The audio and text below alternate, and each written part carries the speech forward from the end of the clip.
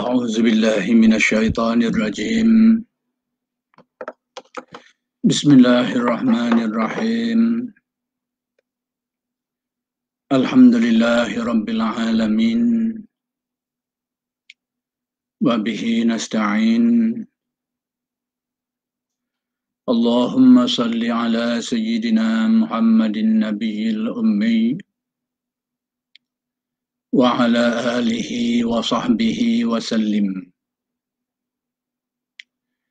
رب اشرح لي صدري ويسر لي أمري واحلل عقدة من لساني يفقه قولي. ولا حول ولا قوة إلا بالله العلي العظيم. إلهي أنت مقصودي ورضاك مطلوبي،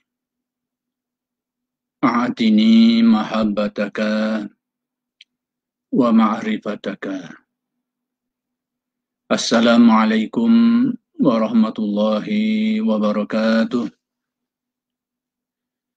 الحمد لله والشكر لله والصلاة والسلام على رسول الله أما بعد. Pertama sekali, mari kita sama-sama bersyukur kehadrat Allah Subhanahu wa Ta'ala yang telah mengurniakan kepada kita nikmat iman, nikmat Islam, hidayah, taufik dan sebagainya.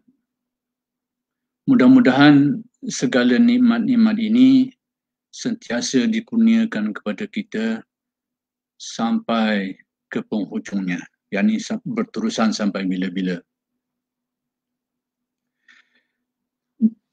Jadi saya pertama sekali sebelum saya menyatakan tujuan kenapa saya nak membincangkan topik ini,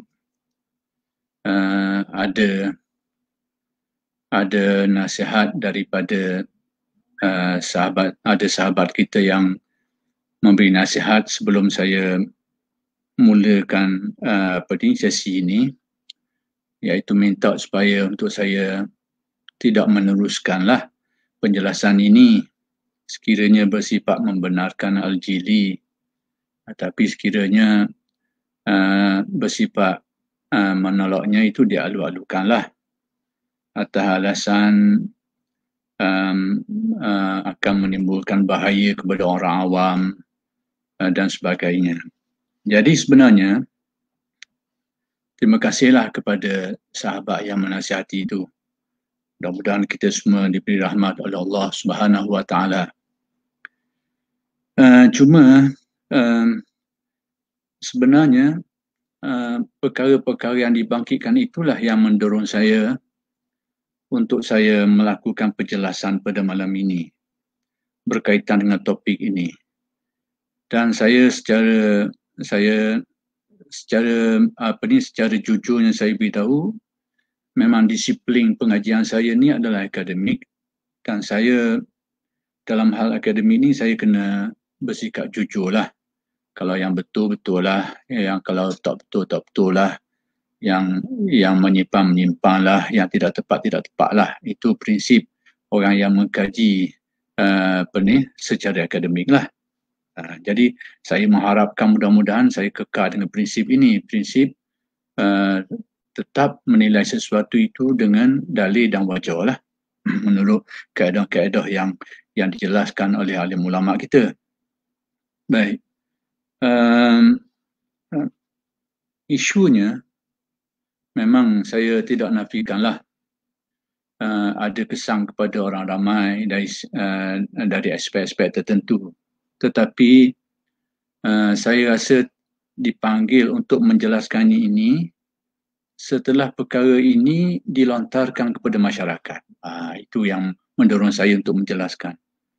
Jadi isu ini sebenarnya isu yang agak sepatutnya tidak dibincangkan di medsos, tidak dikembar-gemburkan dalam bentuk tatapan awam sehingga menimbulkan pandangan yang serong, mengaibkan orang, membuat tuduhan yang sebagainya. Itulah sebenarnya yang mendorong saya untuk saya jelaskan ini.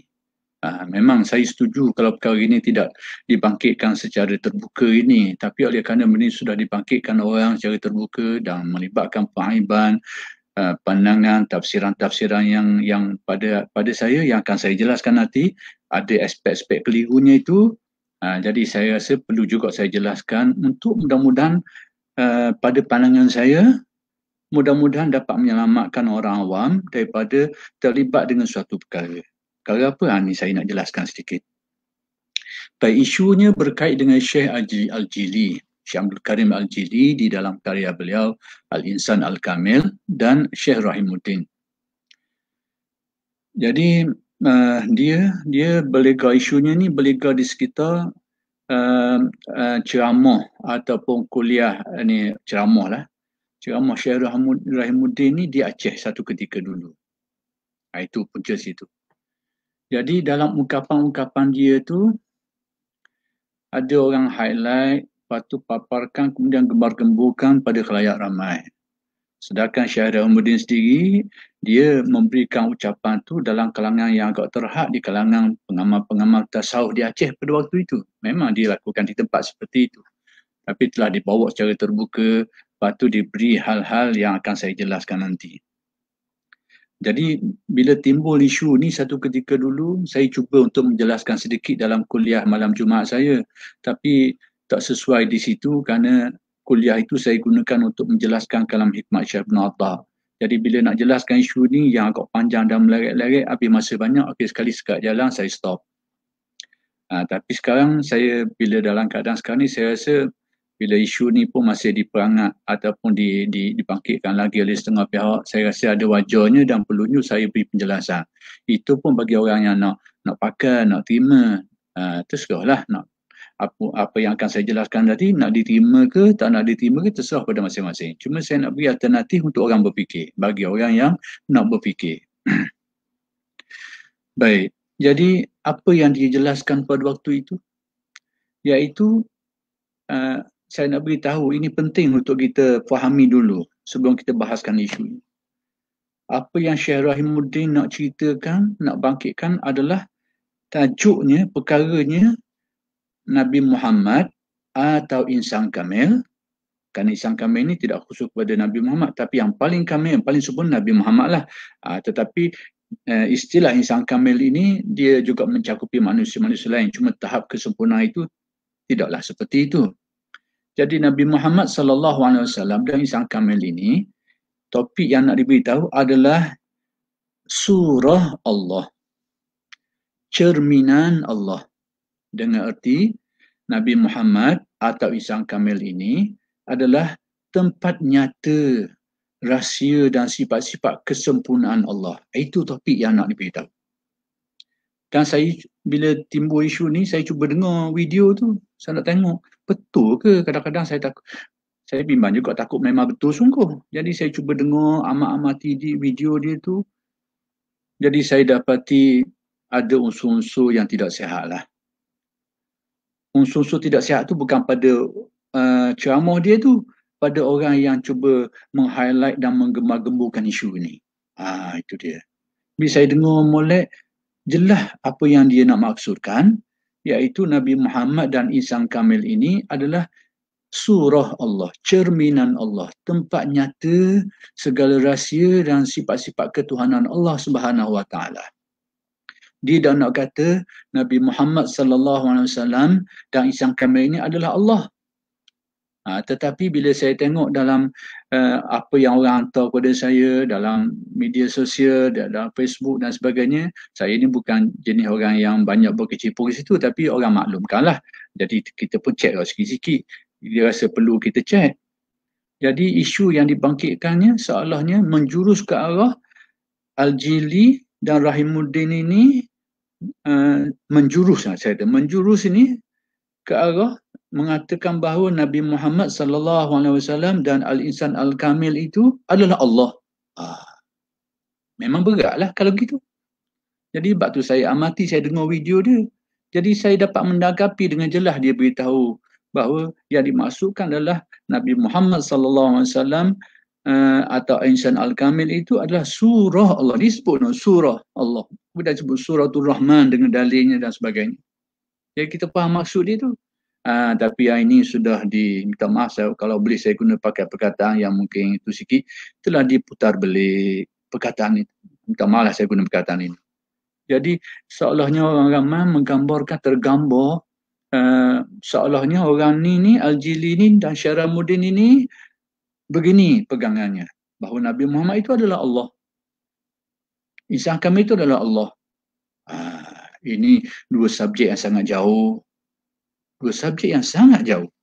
Tetapi oleh kerana perkataan tu, satu perkataan surah tu cuba dipadamkan, tak cuba seolah macam cuba dipendamkan lah. Disebabkan tutup seperkataan tu maka sampai maksud selalu lah yang nak disampaikan, bahawa seolahnya mereka ni berpegang Nabi Muhammad dan Isa kami itu adalah Allah. Padahal yang dimaksudkan bukan seperti itu. Jauh sekali, subjek yang sangat berbeza. Puncanya kenapa?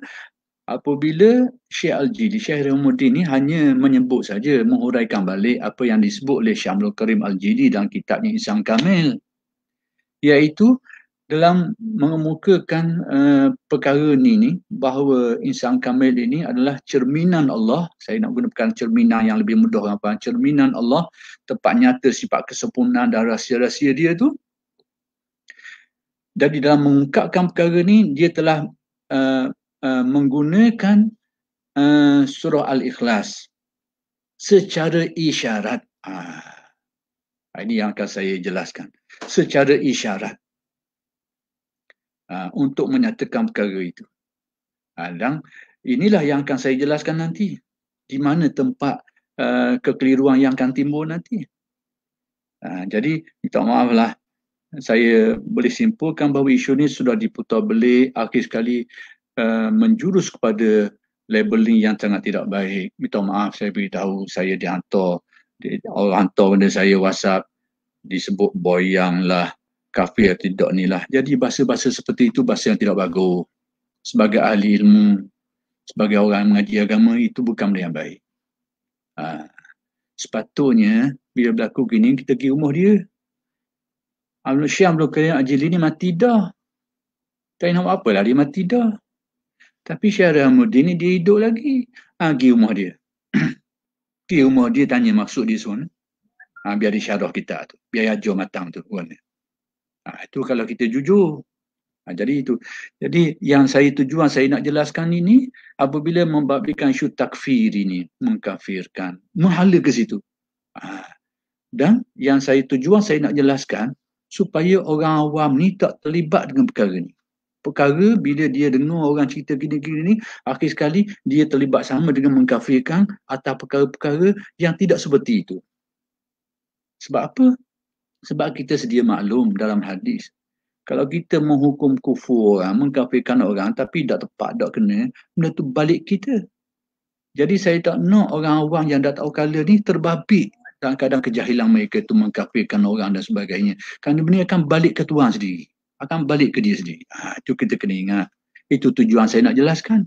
Oleh kerana benda dah tersebar, dah dia buat itu, ini, dilabelkan itu ni, saya nak jelaskan. Jadi orang nak pakai, tak mau pakai sudah. Jadi masing-masing lah, terserah kepada orang yang nak berfikir lah. Orang yang tak mau fikir, serahlah. Jadi bila perkara ini dibangkitkan dalam medsos, media sosial, kita tahulah orang awam. Dalam media sosial hari ini, orang awam jadi hakim. Orang awam jadi ulama. Kena molek petua ulama, orang awam tu betul hari ini. Ini panggil menang sorok. Ya. Padahal tak tahu benda pun kadang-kadang. Ini bukan saluran dia. Bukan saluran untuk selesai. Lebih-lebih lagi isu yang berat seperti ini. Okey. Tapi saya walau bagaimanapun saya terima kasihlah atas pandangan sahabat yang mengusulkan itu. Cuma saya berpandangan seperti ini. Baik, perkara pertama yang saya nak jelaskan ialah tema besar. Apa tema sebenarnya? Tajuk utama dulu, tu kena tahu tajuk. Jadi kalau tajuk kita tak tahu, memang kita akan jadi rambang lah.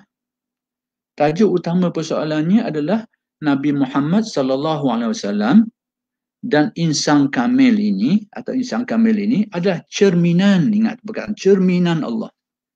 Tempat nyata rahsia dia. Tempat timbul rahsia-rahsia dan sifat-sifat ketuhanan. Tempat timbul situ tu. Cerminan. Cermin macam kita faham cermin. Cerminan. Tempat nyata situ. Macam kita tengok cermin lah.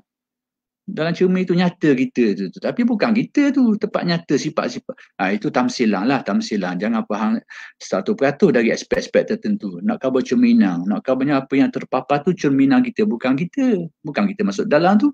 Itu. Tempat nyata. Yang ni cerminan Tuhan Yang Maha Esa. Itu tema besar.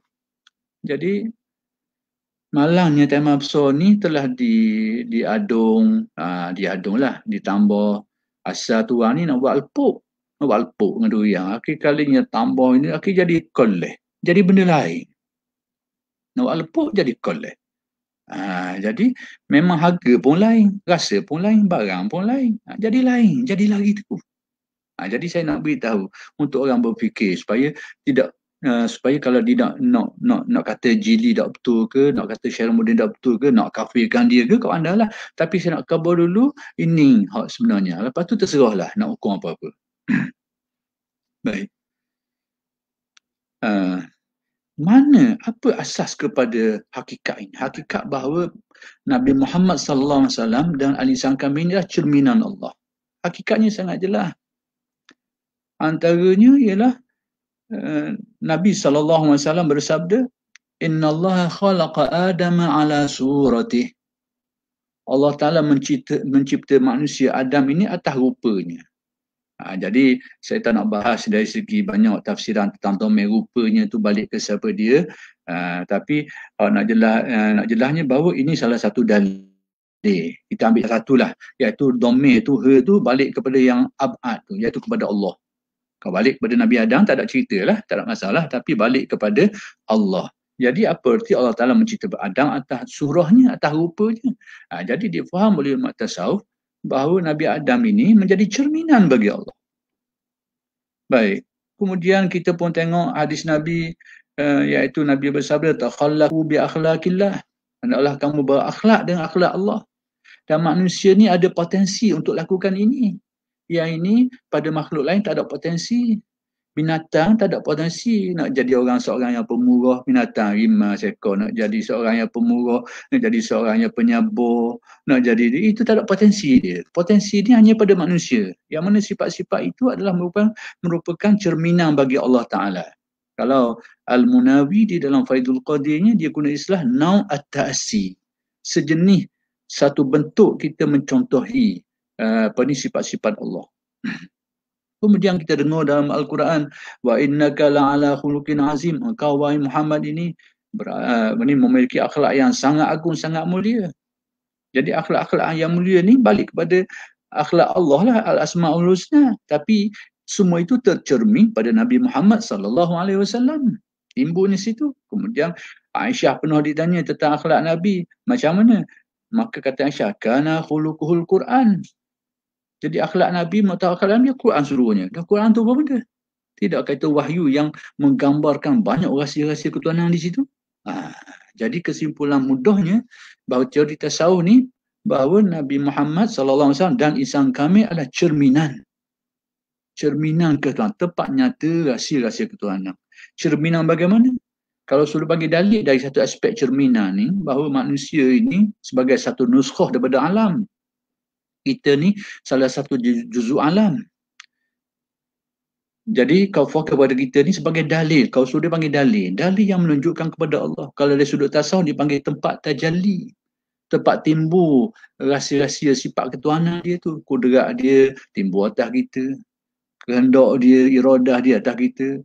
Bila kehendak kita dah tepat kehendak dia, tak jadi apa-apa. Kita sedar diri kita tu. Kemudian menghidup dan mematikan berlaku atas diri kita. Al-Muhyi, Al-Mumit, Ar-Razzaq yang memberi rezeki berlaku atas diri kita. Al-Mu'izzu, Al-Muzilu yang mengangkat darjat, menghinakan berlaku atas diri kita. Jadi benda-benda tu kita ni jadi cerminan tempat timbul tu makna-makna ketuhanan tu. Itu dari satu segi. Dari satu segi. Dari segi yang lain macam saya sebut tadi, manusianya ada potensi untuk berakhlak dengan akhlak Allah. Ada potensi. Jadi ini secara mudah nak beritahu konsep manusia itu adalah cerminan Allah. Dan yang paling sempurna siapa dia? Nabi Muhammad sallallahu alaihi wasallam. Sebab itu Nabi bersabda, ana sayyidu waladi Adam la fakhr. Aku ni penghulu manusia. Jadi kalau manusia yang lain pun ada aspek ni, maka sudah tentu semulia-mulia manusia Nabi Muhammad ni lebih-lebih lagi lah sebagai cerminan kepada sifat kesempurnaan Allah. Itu faham ni stopot satu saya nak jelaskan. Baik. Perkara kedua yang saya nak jelaskan, orang nilai lah nak pakai ke tak mau pakai terserah lah. Baik. Saya nak menyebut tentang hadis Nabi. Utitu jawami'al kalim.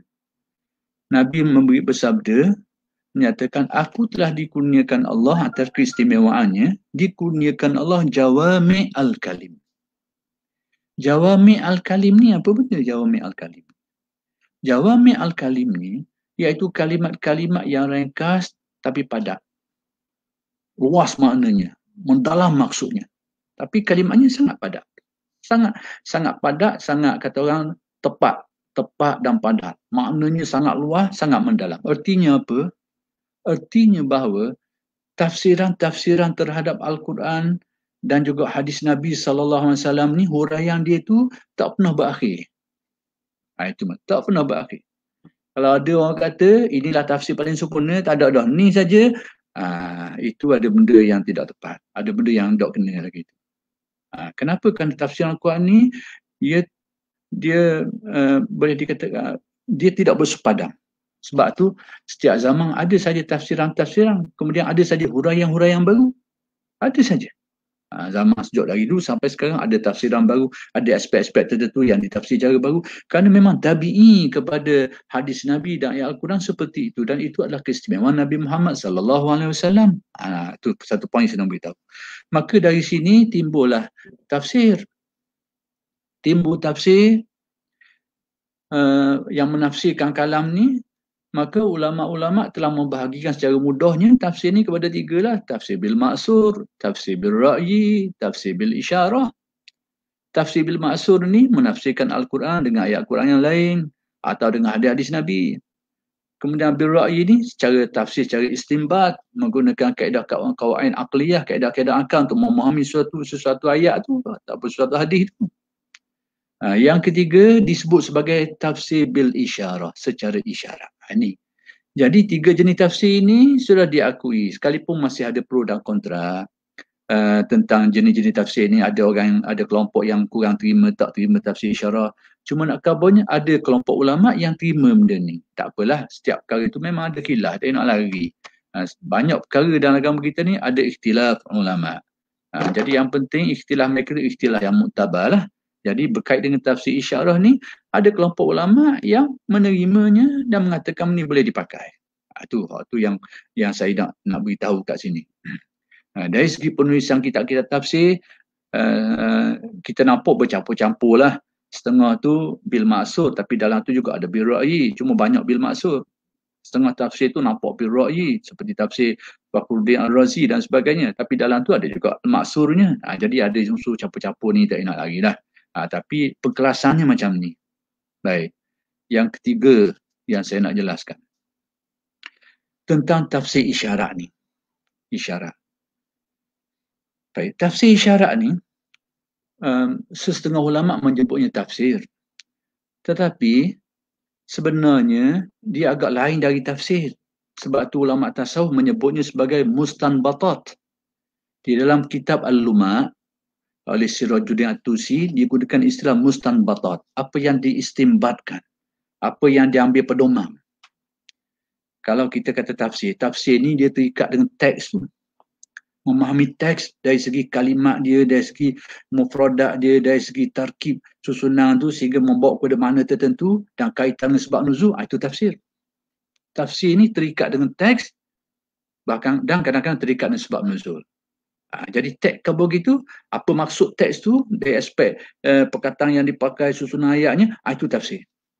Tapi dia bagi dalam sikit kepada makna yang baik ataupun makna yang jauh, kalimah-kalimah yang mustarakah ni, yang makna banyak ni, dia pergi kepada makna jauh tu, jarang-jarang orang pakai, itu dia akan jadi takwil ataupun jauh lagi jadi isyarat. Ini kita kena faham konsep-konsep macam ni. Jadi isyarat ni, tafsir isyarat, kita pakai tafsir isyarat ni yang ahli tasawuf menyebutnya mustanbatat. Benda ni saya nak jelaskan bahawa beza dengan tafsir dari aspek tadi.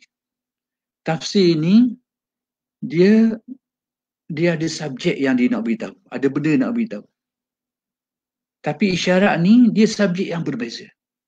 Atas ayat yang sama tapi subjek yang dipahami secara tafsir satu subjek, tapi yang dipahami secara isyarat pada sesetengah ayat. Sebab isyarat ni bukan pada semua ayat. Isyarat ni bergantung pada apa yang Allah Ta'ala fahamkan kepada seseorang. Itu isyarat. Kalau tafsir ni, hampir keseluruhan orang yang tahu kaedah bahasa Arab, tahu ilmunya boleh tafsir. Tapi isyarat tak tentu. Sebab apa? Dia adalah cetusan ilham, cetusan kefahaman yang Allah Ta'ala buka kepada seseorang.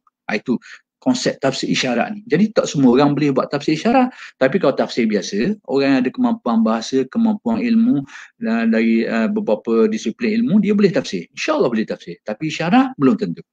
Sebab dia cetusan ilham, cetusan tafhim, kefahaman yang Allah Ta'ala beri kepada seseorang.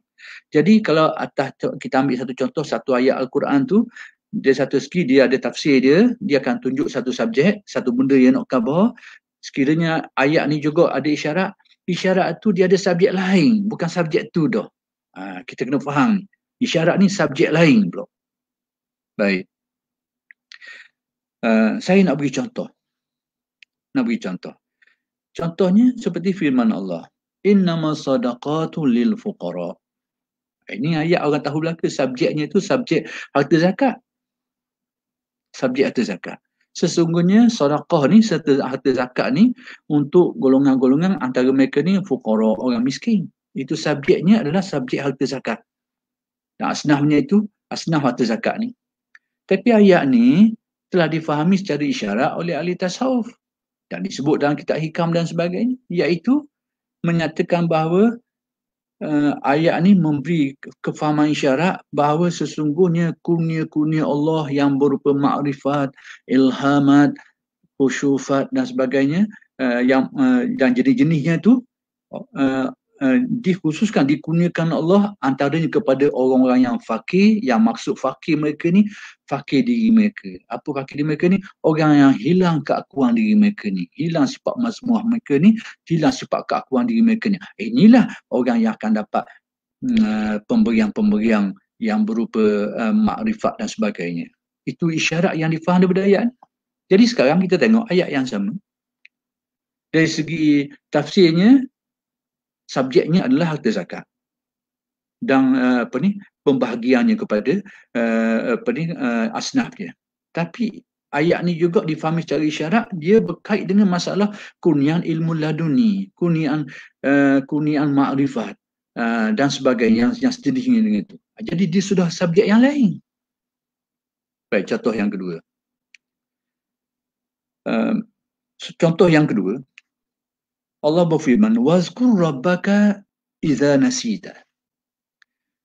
Ingatlah akan Tuhanmu apabila kau lupa.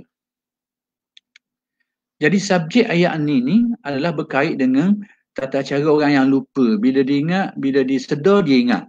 Naklah dia ingat kepada Allah. Itu subjek dia tu. Berkait dengan orang yang lupa, bila dia teringat, dia sedar, naklah dia ingat kepada Allah. Tapi ahli tasawuf memahami satu isyarat lain daripada ayat ni, iaitu berkenaan dengan hakikat zikir. Subjek lain. Hakikat zikir. Iaitu hakikat zikir ni apa benda? Iaitu apabila seseorang tu sudah berjaya melupakan yang lain dari Allah, hanya ingat kepada makna-makna ketuhanan Allah saja, lupa lain, itulah hakikat zikir. Macam mana boleh jadi gitu tu? Pertama tadi tu, atas dasar tafsir, wazkur rabbaka iza nasita tu. Cuma tu engkau lupa apa? Nasi tahu, kau lupa kepada Allah. Yang ni bila melupa kepada Allah, lalu bila kau sedar, kau ingatlah. Itu tafsir dia. Tapi isyarat dia, oleh kerana disebut nasita saja, dia berhenti situ je. Maka ahli tasawuf, oleh kerana benda tu tidak disebut, maka ditakdir ahli tasawuf, iza nasita ghairahu.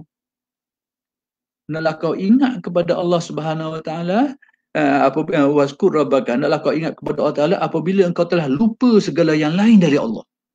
Jadi bila hati kita telah lupa kepada yang lain daripada Allah, ingat kepada Allah, itulah hakikat zikir. Jadi dua subjek yang berbeza. Tafsirnya menjurus kepada Tata cara orang yang lupa. Bila dia sedar, dia ingat. Isyaratnya, hakikat zikir. Dua subjek sekalipun dekat, tapi dua perkara yang berbeza. Demikian juga firman Allah. Nak bagi contoh antara tafsir dengan isyarat. Bahawa tafsir ni dia terikat dengan teks tu, ayat dia tu. Terikat dengan teks tu, kemudian kadang terikat sebab menuzul. Ada mentafsir, dia subjek lain. Tapi ayat ni menjurus ke situ. Masuk, kalau orang Terengganu panggil, boleh pergi situ tu. Itu. Baik, contoh lain. Firman Allah Subhanahu Wa Taala, "Qulillah summa zarhum." Katalah Allah. Ahli tasawuf menjadikan ini dalil kepada keharusan zikir ismul zat. Saya tak nak panjang, itulah jadi panjang cerita, banyak habis lagi fokus tajuk. Qulillah summa zarhum. Katalah Allah, kemudian tinggalkan mereka. Ayat ni kalau tengok dari sudut tafsir dia, katalah Allah, dia adalah jawapan kepada pertanyaan yang ada dalam ayat sebelumnya itu, siapa yang turunkan Al-Quran ini? Maka jawapannya kulillah, kata Allah. Jadi Allah lah yang menurunkan. Jadi berkait dengan teks ayat ni dan kaitan sebab nuzul, itu tafsir dia. Jadi ayat ini adalah jawapan kepada pertanyaan pada ayat sebelumnya. Tapi ulama tasawuf memahami satu isyarat daripada ayat ni, isyarat kepada hakikat zikir juga. Kulillah summa zarhum. Katalah Allah, kemudian lupakan mereka. Yakni ingatlah kepada Allah dan lupakan segala yang lain. Itulah hakikat zikir. Itu difahami secara isyarat. Jadi, dari segi tafsir ayat ni adalah jawapan kepada pertanyaan. Itu tafsir dia. Isyaratnya, hakikat zikir. Dua subjek yang berbeza. Tapi dari segi ayat ni, ayat struktur ayat tu uslub dia tu boleh pergi kepada mana tu. Cuma jauh sikit. Sebab tu saya kata isyarat ni dia subjek lain. Bukan tak terikat dengan subjek teks tu sebagai tafsir tu. Tapi struktur ayat ni menjuru ke situ juga. Boleh pergi. Sebab tu kalau kita tengok ayat bila turunnya firman Allah, al-yawma akmaltu lakum dinakum wa atmamtu alaikum ni'mati. Ayat ni bila sahabat dengar, ada yang bergembira. Sebab apa? Kerana mereka faham teks tafsiran ayat tu. Teks tafsiran ayat ni dan sebab menuzul nak menyatakan Islam sudah sempurna. Pada hari ni aku tak sempurnakan agama kamu. Maksudnya, habis cerita, kita sesat dah. Kalau tengok periksa sesat dah, beres dah. Sesat. Suka hatilah.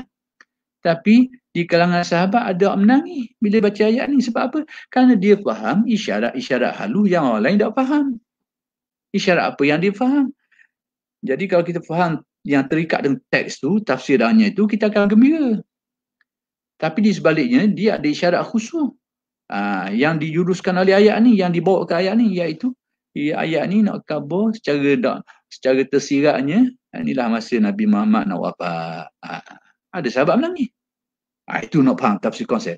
Jadi kesimpulan mudahnya, isyarat ni dengan tafsir ni, dia subjek yang lain-lain. Tapi ayat dia tu, uslub tu menjuru ke situ, boleh pergi ke situ. Itu bendanya. Inilah yang saya nak jadikan mukadimah dulu ni untuk saya jelaskan persoalan sebenar ni. Baik. Jadi macam mana kita nak tahu isyarat? Jadi kalau kita tengok kitab-kitab dalam Mustanbatat pun dijelaskan, dalam kitab Lumat bila menjelaskan tentang Mustanbatat pun dijelaskan syarat-syarat sesuatu yang boleh diistimbatkan secara isyarat ni. Maka kaedah mudahnya, pertama sekali nak tahu sesuatu isyarat tu boleh pakai ke tak, pertama sekali makna isyarat yang ditunjukkan itu sesuai dengan ayat Quran dan hadis. Makna ayat khabar tu sesuai. Ataupun tidak berlawan dengan Quran dan hadis.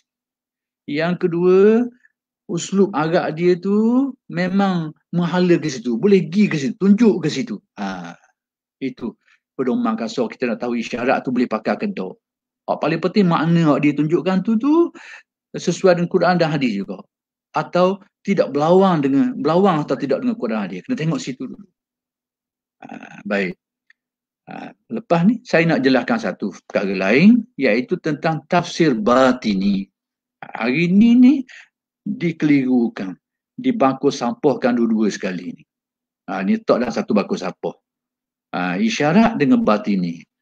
Jadi keliru sebab benda dekat-dekat. Dia ni benda dekat-dekat ni tak seperti sama. Kita bila tengok padang, tengok tempat megah tu, tengok putih, jangan kata telur penyu. Nampak lebih kurang je putih-putih macam telur penyu. Pergi ambil kekah patah lagi. Nampak lebih kurang. Ataupun bola pipong dengan telah penyu, tok sebako. Pergi jual kedai, ni katak dia orang dah. Bagi kita tok sebako, nampak lebih kurang. Benda lain-lain. Jadi benda yang dekat-dekat ni tak boleh nak kata sama. Tak boleh nak kata sama. Banyak benda-benda yang ada tasyabuh. Ini kalau Syekh Abdul Halim Mahmud dia menghuraikan konsep tasyabuh ni. Tasyabuh ni dianggap fenomena lazim berlaku dalam masyarakat. Dalam agama mana antara Islam dan Kristian Yahudi banyak persamaan-persamaan bahagian sama tu. Tapi apakah dengan adanya persamaan-persamaan ni menunjukkan sama? Tak. Bahagian sama-sama lah. Tapi ada bahagian lain dia tu. Kita kena ingat konsep ni. Jadi jangan semata-mata beberapa aspek sama lalu kita nak tok sebaku. Nak dianggap sebagai satu kar. Ini satu penilaian atau sikap yang tak betul. Baik. Saya nak beritahu bahawa batini ni daripada batiniyah lah. Asal-usul dia ni ada kelompok Syiah. Kelompok Syiah. Syiah Ismailiyah, batiniyah. Baik. Jadi kalau kita nak melabelkan sesuatu sebagai batini, kita kena tengok, cek dulu. Jangan tengok beberapa aspek tertentu yang kita nampak ada mirip, lalu kita labelkan sebagai batini. Itu pelabelan yang sangat silap. Macam tadilah tengok telur penyu dengan bola pipong dekat-dekat. Lalu kita kata sama. Silap. Dua jenis yang berbeza. Sekalipun nampak dekat-dekat. Jadi, kita kena faham bahawa batini ni adalah kembali kepada kelompok Syiah. Imam Ghazali menulis kitab tentang mereka ni, tentang Syiah ni, batiniyah ni. Al-Mustazhiri tu, fi fadaih al-batiniyah. Dia tulis kitab mendedahkan rahsia-rahsia batiniyah. Memang kitab ni ada, Ghazali tulis. Tapi, kitab yang ditulis Ghazali ini bukan ditujukan kepada ulama'-ulama' tasawuf lepas daripada tu. Kalau kita anggap Imam Ghazali tulis ni untuk menghukum ataupun nak kata kepada Ibn Arabi, nak kata kepada Al-Jili, itu silap. Sebab masa ni Ibn Arabi pun tak ada lagi. Imam Ghazali ni mati di 505 Hijrah. Ibn Arabi ni kat 100 tahun lepas tu baru timbul. Lebih kurang lah, pasal tu lebih kurang lah. Al-Jili kedian sikit lagi. Jadi Ghazali tulis Al-Mustazhiri ni sebelum lahir lagi, timbul lagi Ibn Arabi, Al-Jili dan ulama' lain tak ada lagi. Tapi batinnya sudah ada. Baik. Itu ingat. Kalau tak percaya, tengoklah. Tarikh lahir masa boleh cek lah. Ni internet mudah ni nak tahu. Baik. Kalau kita nak label sesuatu sebagai batini, kita kena tengok ciri-ciri Syiah tu ada tak pada sesuatu yang kita nak labelkan sebagai batini tu. Sebab tu saya rasa kurang bagus bila label kepada Syaramuddin sebagai batini. Seolah-olahnya kawan yang bersebut batini ni dalam fikiran kita ni sesak lah. Panggil sesak barat. Sesak berat. Minta maaf lah saya nak beritahu. Jadi kita nak label dia kena tengok. Jadi bila kita nak label satu sebagai batini ni, dia dalam sekali dia kelompok Syiah. Kalau nak sebut batini, kena tengok komponen Syiah tu ada tak dengan dia. Ada tak dia pakai Mushaf Fatimah. Mushaf ada kita ni tak cukup lagi. Ada lagi ayat Quran yang tak ada dengan kita ni. Dia ada pakai tak Mushaf tu. Kemudian dia ada tolak tak sahabat. Siapa sajalah ni umum ni. Saya tak tayang siapa dia ni, umum. Tolak sahabat. Dia tolak sahabat, dia pakai 2-3 orang saja. Salman Farisi dan seorang dua lagi. Sahabat-sahabat lain ditolak. Ada tak benda tu? Kemudian tentang khilafah. Dia menafikan khilafah Abu Bakar, Umar, Usman. Dia terima khilafah Ali saja. Ada tak? Ingat sekali Syiah ni, dia terima Abu Bakar tapi dia anggap maftul. Dia anggap khilafah yang maftul. Ada tak tolak-tolak yang menolak khilafah pada sahabat? Kemudian ada tak yang mengamalkan konsep taqiyah? Taqiyah ni lebong sepanjang masa panggil, lebong. Lain dia cakap, lain dia buat. Lain dia kabar-kabar, lain yang dia pegang. Dan ni berlaku sepanjang masa. Tak kira masa. Dalam Islam ada keharusan tu tapi bermasa. Dalam keadaan darurat terpaksa, orang nak bunuh kita, kalau kita beriman, kita mengaku dalam keadaan tidak rela bahawa kita tak beriman nak selamat nyawa. Boleh, dalam keadaan tu je. Tapi dekatlah. Tapi Syiah ni, dia pakai sepanjang masa ni. Dia lebong dia tu sepanjang masa. Ada tak benda ni? Baik. Kemudian tentang keyakinan terhadap Imam Maksum, imam-imam yang 12 tu, Yang tarah ni maksum tu, ada tak dia percaya benda-benda gitu?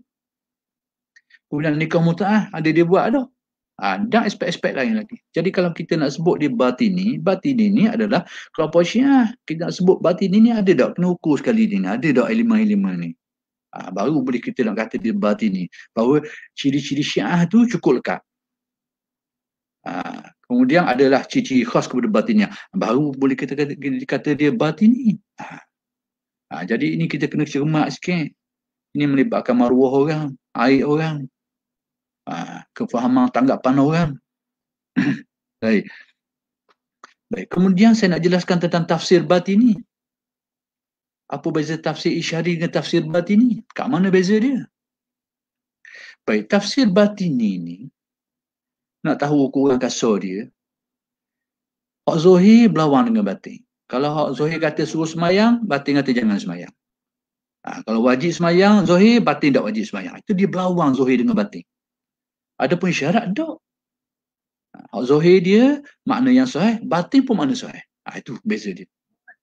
Kemudian, makna Zohir itu betul, makna batin itu salah. Makna Zohir itu betul lah. Suruh semayang. Makna batin tadi itu, jangan semayang, salah. Makna Zohir itu diterima. Makna Zohir. Baik, yang ketiga, yang seterusnya, dalam tafsiran batin ini, makna Zohir itu, makna Zohir sesuatu perkara itu, dalam pegangan orang batin ini, mereka tak pakai makna Zohir itu. Tak pakai makna Zohir itu, dia pakai makna batin. Jadi mereka ada konsep yang sama macam isyarat. Ada aspek Zohir, ada aspek batin. Nampak macam dekat-dekat tu. Tapi beza sangat jauh. Isyarat ni ada makna Zohir, makna batin, dua-dua tu makna sahih mereka. Ni Zohir ni dengan batin berlawan. Zohir tu makna Zohir, makna betul, batin makna salah.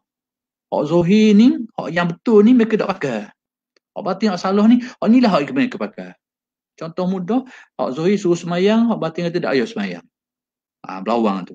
Kemudian hak Zohir tu betul makna tu. Hak batin ni hak salahnya. Tapi dari segi pemakaian, hak Zohir, hak kabar ni tak pakai tu. Dia pakai tu. Dia pakai hak batin ni, hak tak payah semayang ni. Ni. Tu nak kena ciri-ciri batin ni.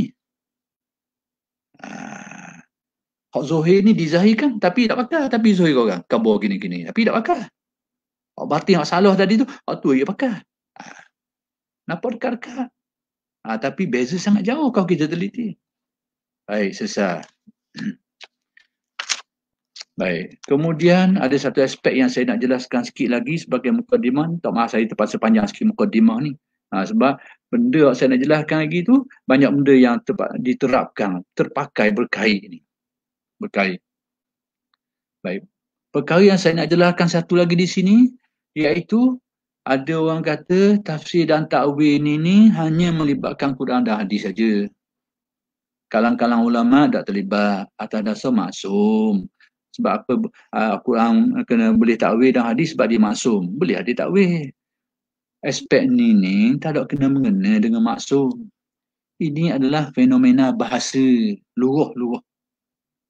Fenomena bahasa takwil ni, tafsir takwil ni itu tak ada kaitan dengan ismah. Dia adalah fenomena bahasa.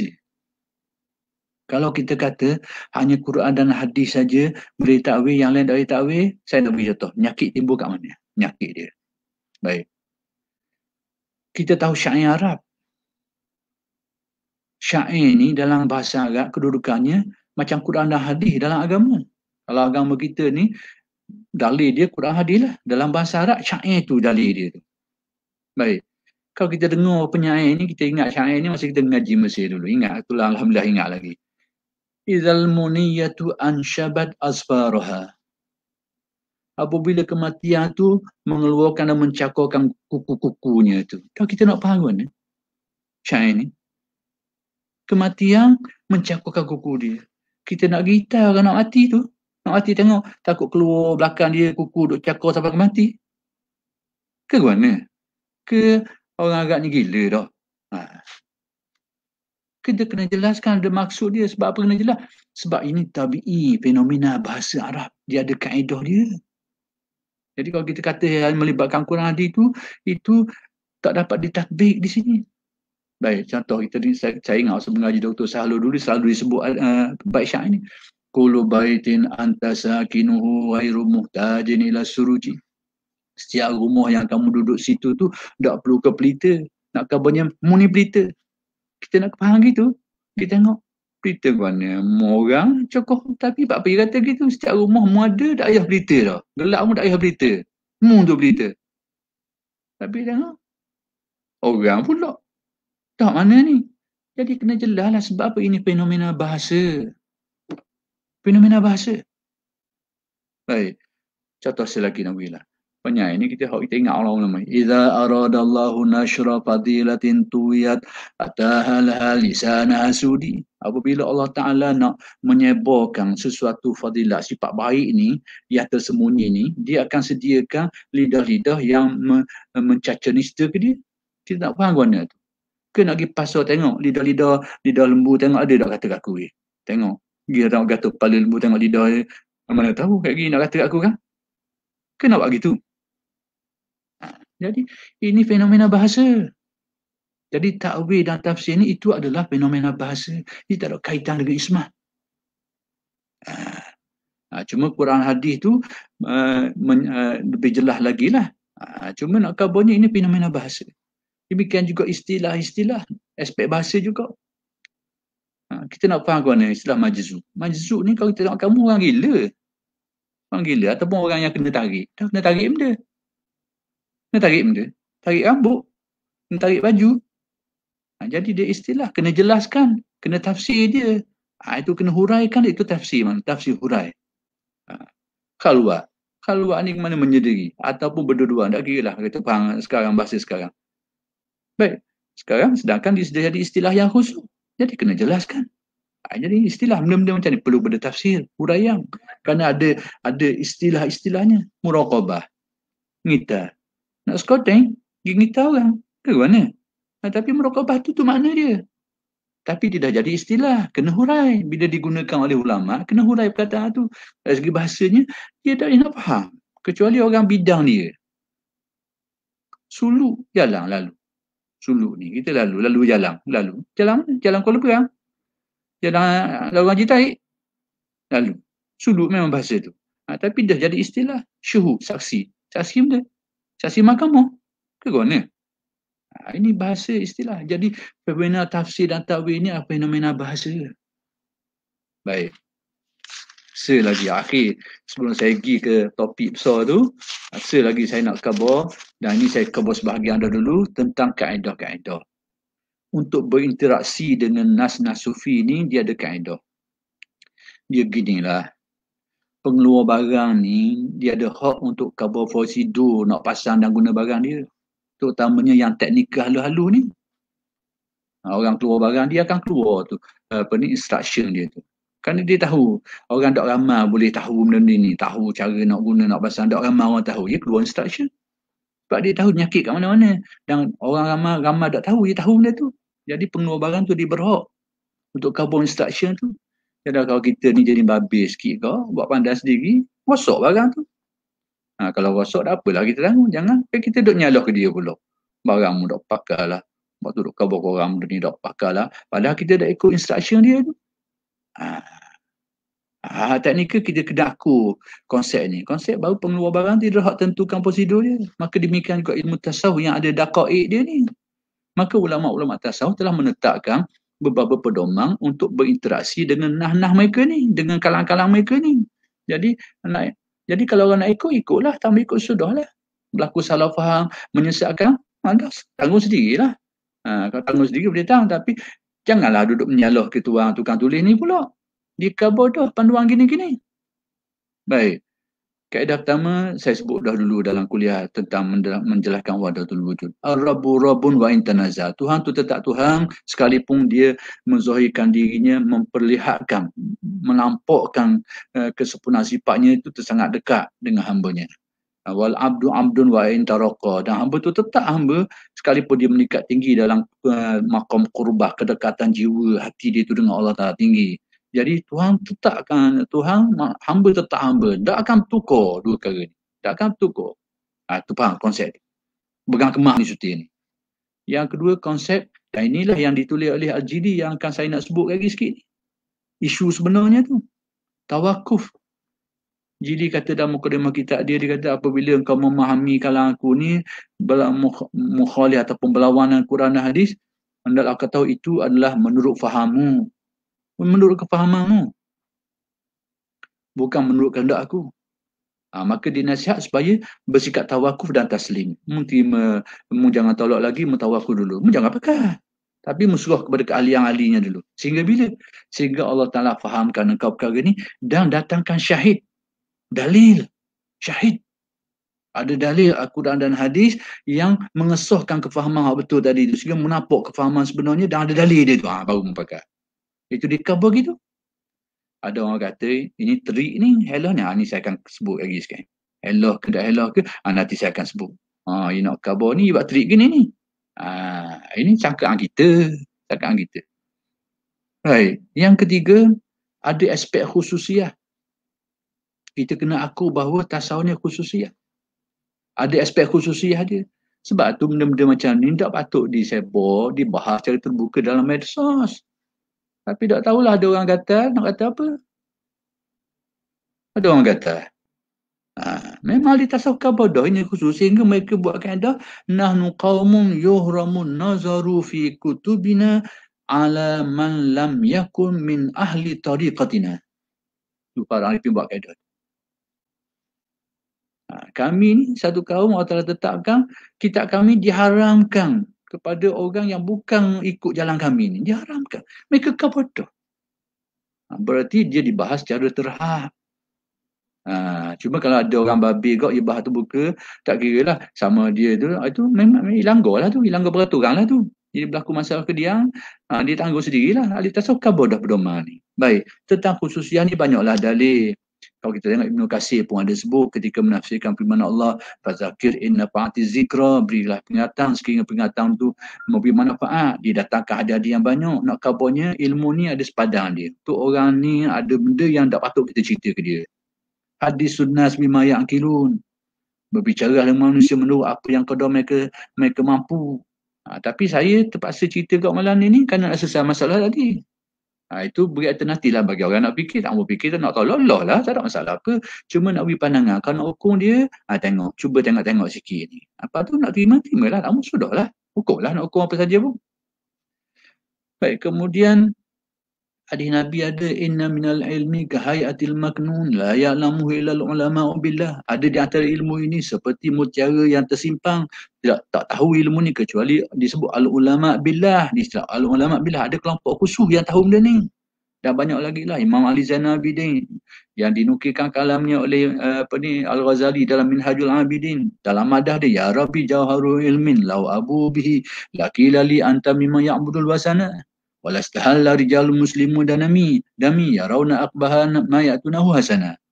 Sebab itu aku mutiara ilmu ni kalau aku sebo la abuhu bi laqila li anta mimman ya'budul wasana. Orang kata mu ni penyembah berhala.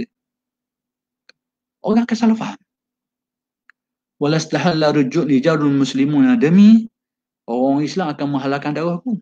Akan menganggap aku kufur dan sebagainya. Walastahalla rijalun muslimun dami yarawna aqbaha ma ya'tunahu hasana. Dan mereka tengok perbuatan buruk dia buat ni kerana atas benda dia tak faham, tapi buat lebih kurang saja dia tak faham mana, lepas tu buat tuduhan lebih kurang, dia anggap benda baik. Mereka anggap benda ni perbuatan baik. Sekolah. Dan Imam Ghazali sendiri, dah saya sebut dahulu sikit, dia mengungkapkan pada suatu keadaan qurbah ni, dalam Mukis bin Abdullah dia tu. Manusia ni meningkat pada tahap-tahap tertentu dalam perjalanan spiritual dia, kerana dia tu dia akan satu tahap yang speed ruang bicara. Kalau nak jelas orang tu speed. Imam Ghazali beri nasihat, dia kata jangan banyak soal, jangan cakap banyak situ, jangan banyak soal. Kana ma kana mimma lastu azkuruhu fazunna khairan wala tas'al anil khabari. Berlakulah apa yang berlaku. Apa yang aku tak akan sebut, kata Ghazali, hendaklah kamu sangka baik. Dan jangan tanyalah cerita tu, itu bukan bahagianmu, kata Ghazali. Dia nak ajar kita adab, berinteraksi dengan hal-hal seperti ini. Kemudian dia sendiri duk tulis kita al-matnunu bihi ala ghairi ahli. Nak kabarnya ada bahagian-bahagian gini ni dalam tasawuf. Jadi kita kena akur benda ni, bahagian ni bahagian terhad. Saya nak pergi mukadimah. Baik. Kemudian saya nak cerita selagi tentang pedoman-pedoman iaitu tentang gaya penulisan. Kitab-kitab khusus seperti Futuhat Makkiyah tentang Fususul Hikam itu di era kurun yang ke-5, ke-6, ke-7. Itu era kemuncak kemajuan keilmuan. Itu era dia tu. Pada waktu ulama-ulama bahasa tu dah sampai ke tahap keilmuan yang sangat tinggi. Jadi benda-benda ni kita boleh tengok pada gaya penulisan dia. Baik, apa bentuk penulisan dia. Dan inilah timbul masalah pada zaman kita. Mereka menulis dengan bahasa yang sifatnya jamik, manik. Yang ni bahasa yang padat. Kata orang pendek, padat, tapi maknanya itu mendalam. Makna itu jitu. Tapi padat, ayatnya pendek-pendek. Kemudian kalau ilmu tu ilmu khusus macam tasawuf, dia ada unsur balik. Dalam mengungkapkan keilmuan dia tu, dia banyak menggunakan kaedah-kaedah balaghah yang tinggi. Inilah yang kadang kita tak perhatian, jadi kita terbabas ni. Bila ada aspek falsafinya. Kerana dalam menerapkan, menjelaskan ilmu itu, dia ada unsur-unsur pemikiran yang mendalamnya itu. Jadi bahasa yang pendek, kemudian banyak unsur-unsur balaghah yang tinggi, kemudian ada nilai falsafah. Inilah yang menjadikan kita pening. Itu penulisan zaman tu. Kurung tu. Ya, kita faham konsep. Baik. Kemudian selagi isu madsus. Dulu saya sebut ekah dah lalu. Saya nak panjang sikit je. Maksud, ini antara aspek madsus ni. Madsus ni, fenomena madsus ni sudah diakui berlaku dan melibatkan ramai orang. Imam Ahmad bin Hanbal dilaporkan terlibat di mana? Masa dia mati, orang tulis benda yang tak molek tok bawah batal dia. Kalaulah tidak kerana sahabat-sahabat Imam Ahmad ni tahu akidah Imam Ahmad, akan jadi fitnah besar kepada pengikut-pengikut dia lain. Kalau tidak kerana itu. Tapi berkemungkinan orang-orang yang di kemudian hari yang menyebabkan faham tashbih ini sebuah kepada Imam Ahmad, barangkali dia pakai duduk bawah batal tu, barangkali kok. Wallahualam lah, saya tak kaji lah situ. Tapi agaknya lah, dia pakai duduk bawah batal tu. Imam Ghazali sendiri, Syekh Abdul Wahab Sya'rani sendiri yang mendedahkan banyaknya madsus dalam kitab-kitab Ibn Arabi dan sebagainya. Dan dalam kitab dia sendiri, kata Sya'rani, dalam kitab aku sendiri, aku masih hidup lagi, aku jumpa dah ni mainan ni gini. Haisami pun sama juga. Kemudian Al-Jilani, dalam kitab Ghunyah dia tu, Ibnu Hajar Haisami mendedahkan adanya madsus bahagian akidah dalam kitab Ghunyah dia tu. Jadi ramai terlibat. Dan sudah diketahui fenomena ni. Didedahkan oleh ulama seperti tadilah Sya'rani buat pendedahan, Al-Haisami, Ibnu Abidin, Ibnu Ibad Hanbali dan ramai lagi lah, yang Al-Fairuz Abadi, dia banyak buat pendedahan gini. Benda ni berlaku. Dan dia melibatkan banyak bidang. Bidang tafsir, bidang hadis, bidang tasawuf. Bukan bidang tasawuf saja, melibatkan banyak bidang. Cuma bidang hadis ni dia lebih baik sikit lah dari segi apa, sebab disiplin periwayatan dia tu, dia banyak disiplin jaga dia berbanding dengan ilmu-ilmu lain ni. Sebab ilmu-ilmu lain ni yang kuat dari segi penjagaannya Quran dan hadis, itu kena ada sistem periwayatan tu, sanad tu. Kitab-kitab ulama ni tak gitu, bergantung kepada salinan, makhtutat jumpa gini-gini ni. Itulah lubang-lubang tu berlaku madsus ni. Jadi nak kabarnya ada fenomena ni. Baik. Kemudian kita ada orang kemukakan permasalahan, dia kata guana. Dia kata tak ada bukti nak katakan itu madsus. Saya kata hak tu tengok dengan sebelah mata. Tak ada bukti nak kata benda tu madsus. Dan kalau kita, baik, saya nak tanya pula, dah kalau kita nak kata dia tu tak madsus, ada bukti? Ada sanad sahih? Ada sanad mutawatir? Tak ada juga. Jadi ihtimal madsus tak madsus tu 50-50. Maka sebab tu ulama buat kaedah ihtiyati. Ihtiyati ni terutama dalam teks sufi lah, dia kata mu tengok kata-kata dia ni yang muskil ni banding dengan kata-kata dia dalam subjek yang sama di tempat lain. Banding kan. Bila berlawang mu tengok kata-kata dia ni boleh dijelaskan tak, ditakwil tak, kerana kemungkinan dia guna bahasa metafora, bahasa majaz, kinayah, uslub balaghah dan sebagainya, banyak ikut istilah dan sebagainya. Sekiranya tak boleh nak buat benda-benda, maka anggaplah sebagai belawang dan anggaplah sebagai madsus, sebab dia berlawan dengan syarak. Anda anggap sebagai maksud itu lebih selamat. Itu kaedah ulama. Ini saya ni hanya kapur je. Nak pakailah, tak pakai sudahlah. Ini cara nak berinteraksi dengan nas-nas sufi ni. Kalau saya kata mungkin orang tak pakai lah. Tapi nak khabar itulah yang dikemukakan oleh tokoh-tokoh seperti Ibnu Abidin dan sebagainya. Tengok ada disebut kisah-kisah ni. Okey. Kemudian saya nak sebut sikit tentang salah satu perkara yang perlu kita faham, ni nak pergi menjurus pada topik sebenar tu. Topik sebenar. Iaitu sebelum kita bahaskan isu besar tu, kita kena faham dulu kerangka makrifat Al-Jili. Bukan saya Al-Jili sebenarnya, Ibnu Arabi Al-Jili dan sufi-sufi lain. Kerangka makrifat dia tu. Supaya kita tahu kita duduk bahagian mana, kita bahaskan kitab-kitab ni duduk bahagian mana. Kita faham kerangka tu dulu. Baik, kerangka makrifat ahli tasawuf ni, dia secara umum pecah dua. Satu disebut tanzih, satu disebut tashbih. Tanzih ni hakikat sebenar Allah Ta'ala. Aspek tu mereka tak bahas. Kerana dia adalah perkara yang di luar jangkauan manusia. Dia merujuk kepada, kalau Al-Quran merujuk kepada walam yakun lahu kufuwan ahad. Kalau ayat lain, laisa kamitslihi syai'.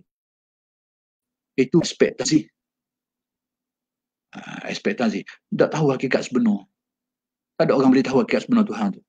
Itu aspek tanzih. Kalau usuluddin dia akan balik kepada sifat mukhalafah lah. Ataupun kaedah ulama usuluddin. Al-ajzu anil idrak. Tak mampu nak tahu dah hakikat Tuhan. Bolehlah tu. Siapalah tu.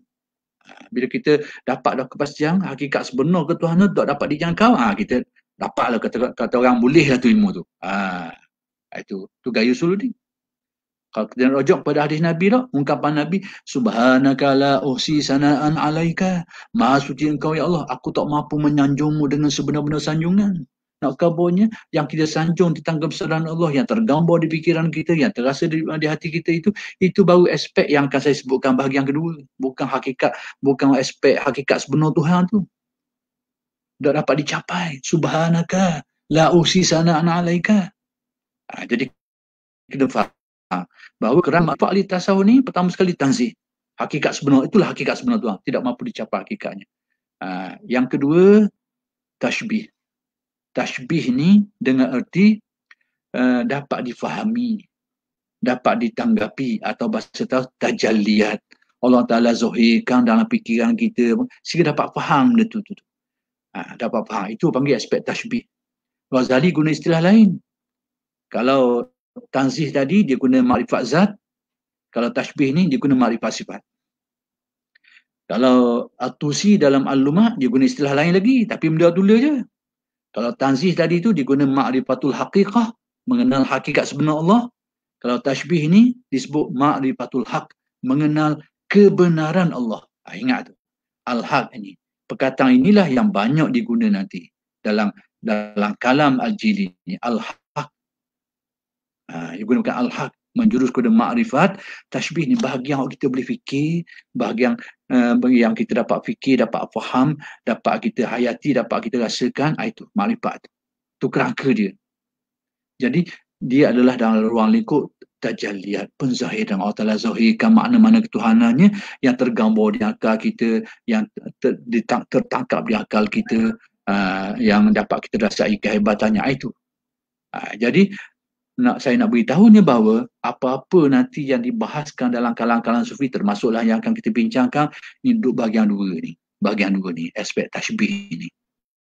Dia bukan aspek hakikat sebenar Tuhan. Baru kita tak babah. Ni kita tak ada dua ni, itu kita terbabah. Baik. Okey, baik. Kemudian pergi. Saya nak perkara sebenarnya. Baik, perkara sebenarnya guana. Perkara sebenarnya begini. Jadi sekarang, isu awal, isu besarnya. Dan inilah tempat timbul kelirunya.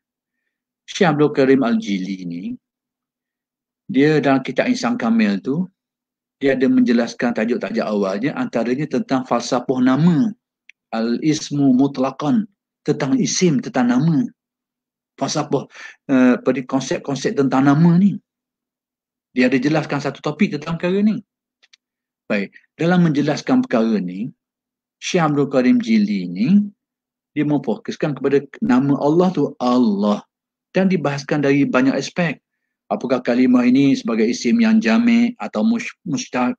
Jami' ni memang nama tu gitu dah. Tak gegih memang gitu, asal gitu dah. Mushtaq ni dia asal perkataan lain, kemudian bertukar kali jadi nama. Itu mushtaq. Jadi, dan kecenderungan Al-Jili, Allah itu adalah isim jami'. Kecenderungan dia. Baik.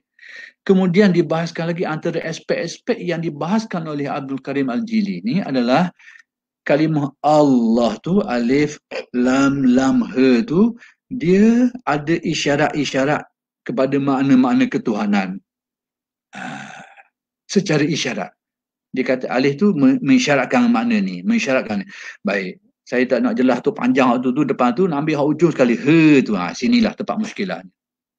Kalimah Allah tu, kata Al-Jili, dia adalah isyarat.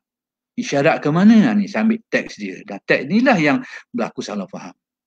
Fahuwa isyaratun ila huwiyatil haqqil ladhi huwa ainul insan. Kalau kita baca benda ni macam baca surat khabar, memang kita akan kata salah dah. Kita akan kata salah. Ya, yang ni huruf H tu adalah isyarat kepada hakikat Tuhan itu, iaitu merupakan di manusia Allah.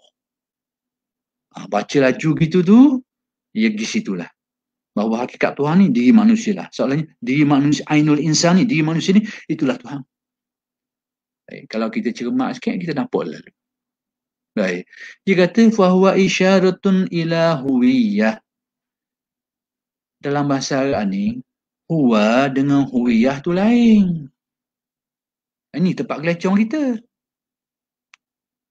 Huwa tu, diri dia. Huwiyah tu adalah pengenalan dirinya tu. Kalau kita sifat ataupun gunalah istilah lain. Kalau istilah tasawuf, penzahiran dirinya tu. Kenyataan dirinya tu. Penampakan dirinya tu. Bukan dirinya. Ada perkataan ni, kita keliru ni. Jadi huwa tu bukan huwiyah. Pengenalan, sifat. Ataupun istilah moden apa ni, panggil ciri-ciri ni. Ciri-ciri sesuatu tu. Ataupun pengenalan sesuatu. Jadi maksud yang nak disampaikan di sini, fahuwa huruf H itu isyarat kepada pengenalan Tuhan, penzahiran Tuhan, bukan diri Tuhan tu, yang merupakan ain manusia, diri manusia. Artinya diri manusia ni adalah cerminan, bahasa mudah, cerminan bagi Tuhan. Itu yang nak khabar. Tapi inilah tempat yang setengah orang tuduh dia kata bahawa Tuhan tu ada manusia, ayat-ayat gini ya. Sikit je tu, sikit, bukan banyak, sikit je tu. Tapi kalau tak teliti, kena selalu. Okey. Dia cerminan. Macam ginilah. Ada orang mari rumah kita nak cari, nak katak, nak tumbuk kita lah. Kita pun dinding ruang tamu tu pacong, pasang gambar dinding, gambar kita. Sebiji gambar kita, duduk tegak itu. Orang masuk cari kita. Musuh ni tumbuk, patah jangan. Dah ingat orang? Padahal cerminan dia je tu. Gambaran dia je. Bukan dia. Tapi dia kenal bahawa kalau orang kenal sungguh kenal cerminan dinding, tapi padamu aku boleh kenal tuan ni nampak sini ni. Cerminan. Konsep tu. Baik, tentang cerminan Tuhan ni, bahawa manusia ni, insan kami ni cerminan Tuhan ni, sudah saya jelaskan. Dengan dalil-dalil tadi, wa fi anfusikum afala tubsirun, pada dirimu sendiri kenapa kau tidak lihat? Takkan kita nak tengok tangan kita, takkan nak tengok bertiak kita, tapi nak tengoklah berdiri kita ni adalah cerminan kepada hal-hal ketuhanan. Itu yang suruh tengok. Tubsirun, ibsar tu tengok dengan mata hati, bukan mata-mata ni. Jadi itu konsep cerminan. Fanzur ila asari rahmatillah. Perhatikanlah, tengoklah kepada kesan-kesan rahmat Allah. Takkan kita nak tengok unta, nak tengok benda, tengok dia duduk belaki, lepas tu duduk beranak, lepas tu duduk makan, hari-hari pak tua gitu. Bukan tengok benda tu. Tapi nak tengok bagaimana fenomena ini menjadi cerminan kepada sifat-sifat ketuhanan. Itu. Dan banyaklah. Itu konsep cerminan. Baik. Dalam menjelaskan perkara ni timbul. Sini tempat masalah dia. Dalam menjelaskan perkara ni Syekh Al-Jili dia merujuk kepada surah Al-Ikhlas secara isyarat. Ingat tu. Secara isyarat saya kabur tu, saya beri mukadimah tadi tu. Bahawa tafsir dengan isyarat dua subjek yang berbeza. Baik, kita tengok dulu. Nak jelas benda tu kena tengok i'rab dulu perkataan ni. Macam mana? Apa ni? Kul huwallahu ahad tu. Dari segi i'rabnya macam mana? Sebab kita nak tengok tafsir dia. Baik, tengok ni dulu. Kan tengok i'rab, kul katakanlah engkau wahai Muhammad. Jadi fa'ilnya dalam bahasa Arab, fa'il amal ni fa'ilnya engkau lah. Siapa dia engkau tu? Nabi Muhammad. Huwallahu ahad. Huwa dia. Baik, dia ni menurut ulama-ulama boleh saja menjadi dhamir sya'ni. Dhamir sya'ni ni maksudnya dhamir yang mana ia tak ada tempat balik dia. Dhamir ni ganti nama. Ganti nama. Ganti kepada siapa dia? Tu dia. Tapi kalau dia jadi dhamir sya'ni, tak perlu tahu dia ganti kepada siapa dia. Maksudnya kita boleh tutup je sini. Kul Allahu ahad. Jadi makna dia tu katakanlah Allah itu Maha Esa. Jadi kalau kita kata huwa tu dhamir sya'ni, maka Allah tu boleh jadi khabar awal, ahad tu jadi khabar sani. Jadi makna ayat katakanlah wahai Muhammad, Allah itu kalau kita kata dhamirul sya'ni, Allah tu jadi mubtada, ahad tu jadi khabar dia. Katakanlah Muhammad, Allah itu Maha Esa. Itu kalau kita kata dhamirul sya'ni. Maksudnya kita boleh tutup. Tapi ini teknikal sikit lah, minta maaf lah. Kalau ada orang tak faham bahasa Arab memang terlopong lah. Tapi tak apalah, dengar. Baik. Tapi kalau huwa ni adalah dengan makna muftada, dari segi i'rabnya dia jadi muftada, dia, persoalan yang timbul sekarang, dia ni ganti nama. Dia ganti mana? Ganti kepada mana? Sedangkan sebelum tu tak ada benda tu. Maka ulama kata, dia adalah ganti nama kepada siyakul kalam. Ayat sebelum tu ada sebab nuzul dia. Sebab tafsir dia kait sebab nuzul. Iaitu pertanyaan orang Quraisy, Tuhanmu ni siapa dia? Tembaga ke? Besi ke? Apa ke? Lalu Nabi diperintahkan supaya jawab dengan benda. Jadi huwa tu balik kepada sebab nuzul tadi tu. Jadi kalau huwa ni jadi mubtada, mana khabar dia? Allah jadi khabar awal, ahad jadi khabar sani pun boleh. Ataupun Allah tu jadi mubtada semula, ahad tu jadi khabar, jumlah mubtada khabar ni jadi khabar kepada huwa pun boleh. Jadi macam-macam gaji i'rab lah. Macam Syekh Rahmuddin katalah, dari segi i'rab ni macam-macam boleh jadi. Itu memang, dan tak salah. Ini fenomena bahasa, boleh. Cuma kesimpulan mudahnya, dari segi tafsiran ayat ni, tafsiran bahawa subjek daripada tafsiran ini adalah menyatakan keesaan Allah Subhanahu Wa Taala. Itu tak boleh nak petikar dah. Tak boleh nak petikar bahawa subjeknya adalah tentang keesaan Allah Subhanahu Wa Taala. Dari segi tafsiran, dari segi teks ayatnya, kemudian berkait sebab nuzulnya itu, inilah subjeknya, iaitu keesaan Allah Subhanahu Wa Taala. Tapi Al-Jili dia telah difahamkan secara isyarat manusia ayat ni menunjukkan kepada makna yang nak khabar tadi. Tema absurd saya nak khabar tadi. Tema dia apa benda? Bahawa Nabi Muhammad itu ataupun insan kamil itu adalah cerminan Tuhan. Cerminan tu. Tempat zahir, nyata sifat-sifat dan rahsia Tuhan. Kena faham. Tema absurd dia. Tapi Al-Jili dalam menjelaskan perkara itu, dia difahamkan Allah bahawa ayat ni ada isyarat tunjuk situ. Jadi saya khabar tadi, isyarat ni dengan tafsir ni dia subjek lain-lain. Subjek lain-lain. Tetapi ayat tu boleh tunjuk situ tu. Siapa situ?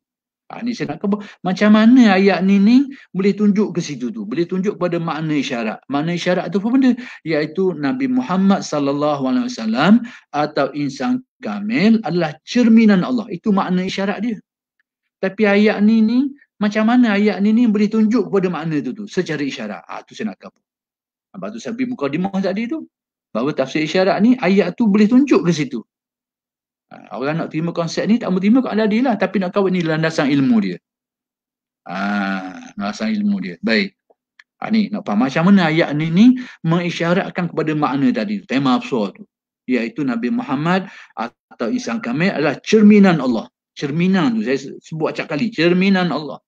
Bukan Allah. Baik.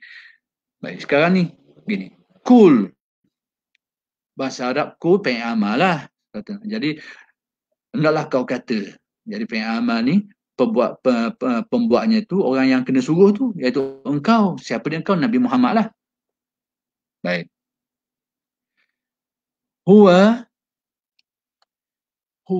dalam kih isyarat ni, kata Al-Jili, huwa ini jadi mubtada. Dia bukan dhamirul sya'ni. Kalau dhamirul sya'ni boleh tutup je. Tapi dalam kih ni, diguna pakai secara mubtada.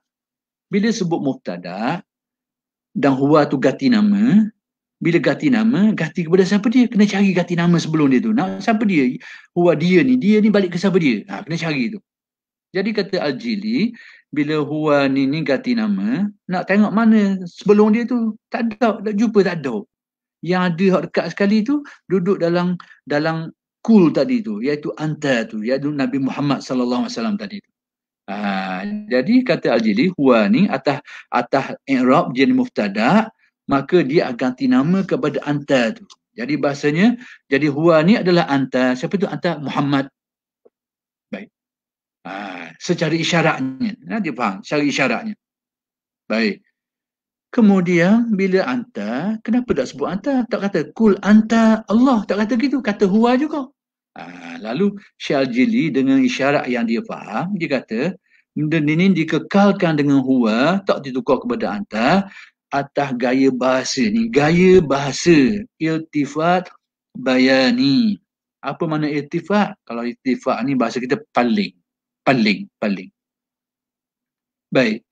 Apa makna paling ni? Bahasa Arab ni, gini contoh paling. Contoh, Syekh Al-Jili sendiri bawa ayat ni sebagai contoh. Walau tara iz wukifu. Baik, kalau kita terjemah kat Melayu, sekiranya engkau melihat pada waktu mereka tu berdiri. Sepatutnya, hak sebetul ayat biasa, sekiranya engkau melihat ketika engkau berdirilah. Apa mereka pula? Tapi bila engkau ni disebut tukar pada mereka ni, nak kabarnya bukan engkau saja, bahkan orang lain juga. Itu panggil usul iltifat. Dan usul iltifat ni, ini usul Arab. Boleh pakai gaya ni, boleh buat ni nak kabarnya. Gaya bahasa Arab guna kaedah ni. Contoh lain gitu juga. Wa qada rabbuka alla ta'budu. Tuhanmu, Tuhan engkau, wahai Muhammad, telah menetapkan, telah menentukan supaya kamu, patutnya engkau lah, kamu tidak menyembah. Sepatutnya supaya engkau tidak menyembah. Sebab cakap dengan kau. Tapi kenapa kamu ni? Ini gaya iltifat apa panggil. Nak kabarnya bukan ditujukan kepada engkau saja. Bahkan mereka ni juga. Dan ada tujuan. Maka menurut Al-Jili, anta di sini sepatutnya anta, tapi dikekalkan dengan huwa juga, atas makna, atas uslub iltifat, nak kabarnya bahawa benda ni bukan khusus pada engkau saja wahai Muhammad, tapi juga termasuk yang lain, iaitu al-insan al-kamil, yakni umat-umatmu juga yang mendapat kesempurnaan, dia dapat bahagian juga situ. Ada yang paling sempurna sudah tentu Nabi Muhammad lah. Baik, selesai situ. Jadi katakanlah wahai Muhammad, bahawa dia di sini, engkau, yakni dia, engkau dan insan kamil, baik Allah. Sini dah tepat. Tepat keliru dan tepat kalau kita nak apa ni, nak putar orang pun sinilah. Kalau kita nak faham cara jujur pun, sini juga tepat dia. Kita nak putar orang pun, sini jugalah. Baik. Baca seperti huwa, kalau kita anggap huwa tu Muhammad, lalu Allah. Muhammad adalah Allah, kalau kita terjemah secara lalu. Baik. Tetapi isyarat yang difahami oleh Al-Jili, huwa Allah tu dengan makna huwa suratullah. Makna huwa Allah tu dengan makna huwa suratullah. Dia ni, yang Nabi Muhammad ni, dan insan kamil adalah surah, yakni penzahiran Allah, cerminan Allah. Baik. Dah boleh ke sebut gini makna gitu? Itu soalannya. Huwa Allah dengan makna huwa suratullah. Boleh ke? Boleh ke tak ni? Ni saya nak apa? Baik. Ini uslub Arabi. Ini gaya bahasa Arab. Baik, gaya bahasa ke mana? Baik, saya nak beri contoh. Madaih. Kita selalu dengar madaih.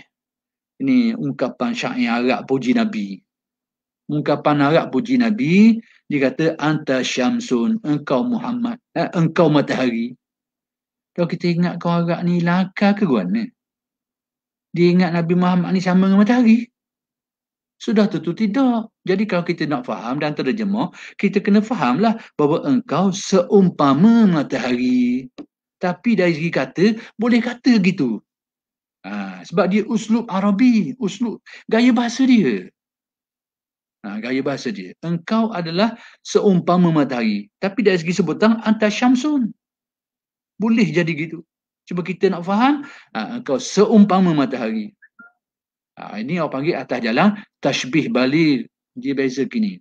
Kau sebut seumpama tu jelas pula. Tak sebut tu yang jadi keliru, bengong kita ni. Tapi dia kata apa itu gaya bahasa Arab. Dan ada tujuan. Bukan saja. Ada tujuan. Baik. Nak beritahu tujuan macam ni. Bila kita kata anta asadun. Muni singa. Dengan anta kal asadi. Muni macam singa. Lain.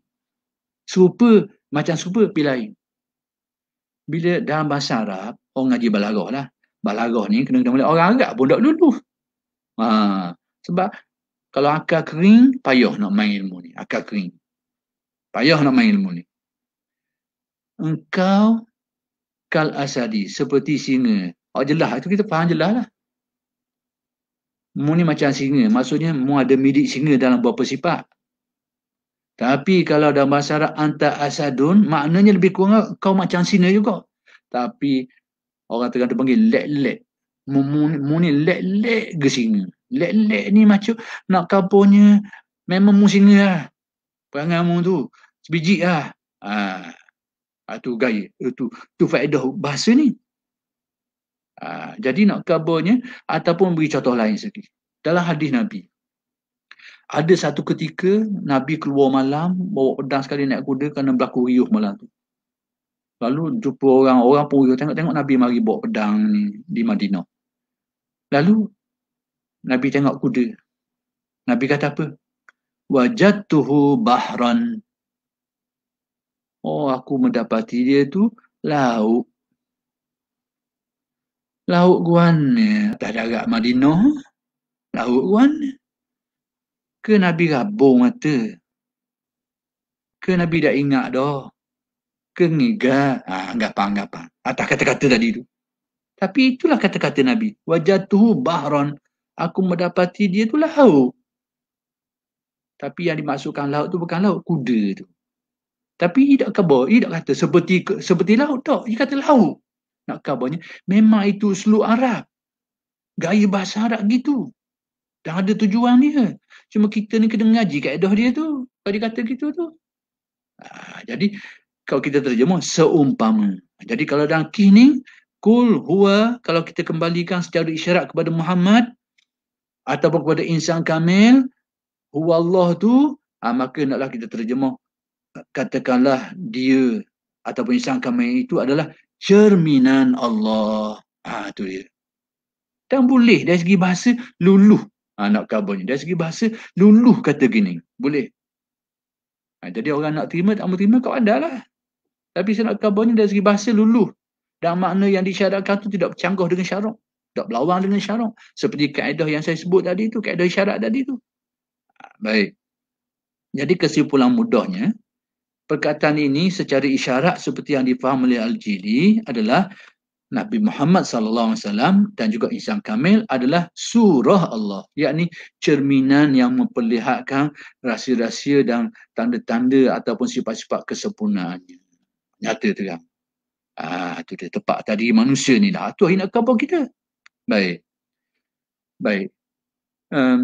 Macam mana kita boleh kata itulah yang nak dimaksudkan. Tengok huraian dia. Hari ni saya kena panjang sikit sebab dulu masa saya menjelaskan tentang waktu rujuk, saya jelas topik tu, ni komen dia orang. Dia kata tengok sekarang. Ni saya nak ulas panjang sikit. Baik. Tengok ulasan. Bukalah siapa yang ada kitab penisaan kami ni. Bab ni dalam huraian ni. Baik. Apa kata Al-Jili? Dia kata apa? Baik, fastidaratu ra'sil ha isyaratun ila daurani roha al-wujudil haqqi wal khalqi alal insan. Dulu, pada waktu isu ni timbul, ada orang tanya ayat ni.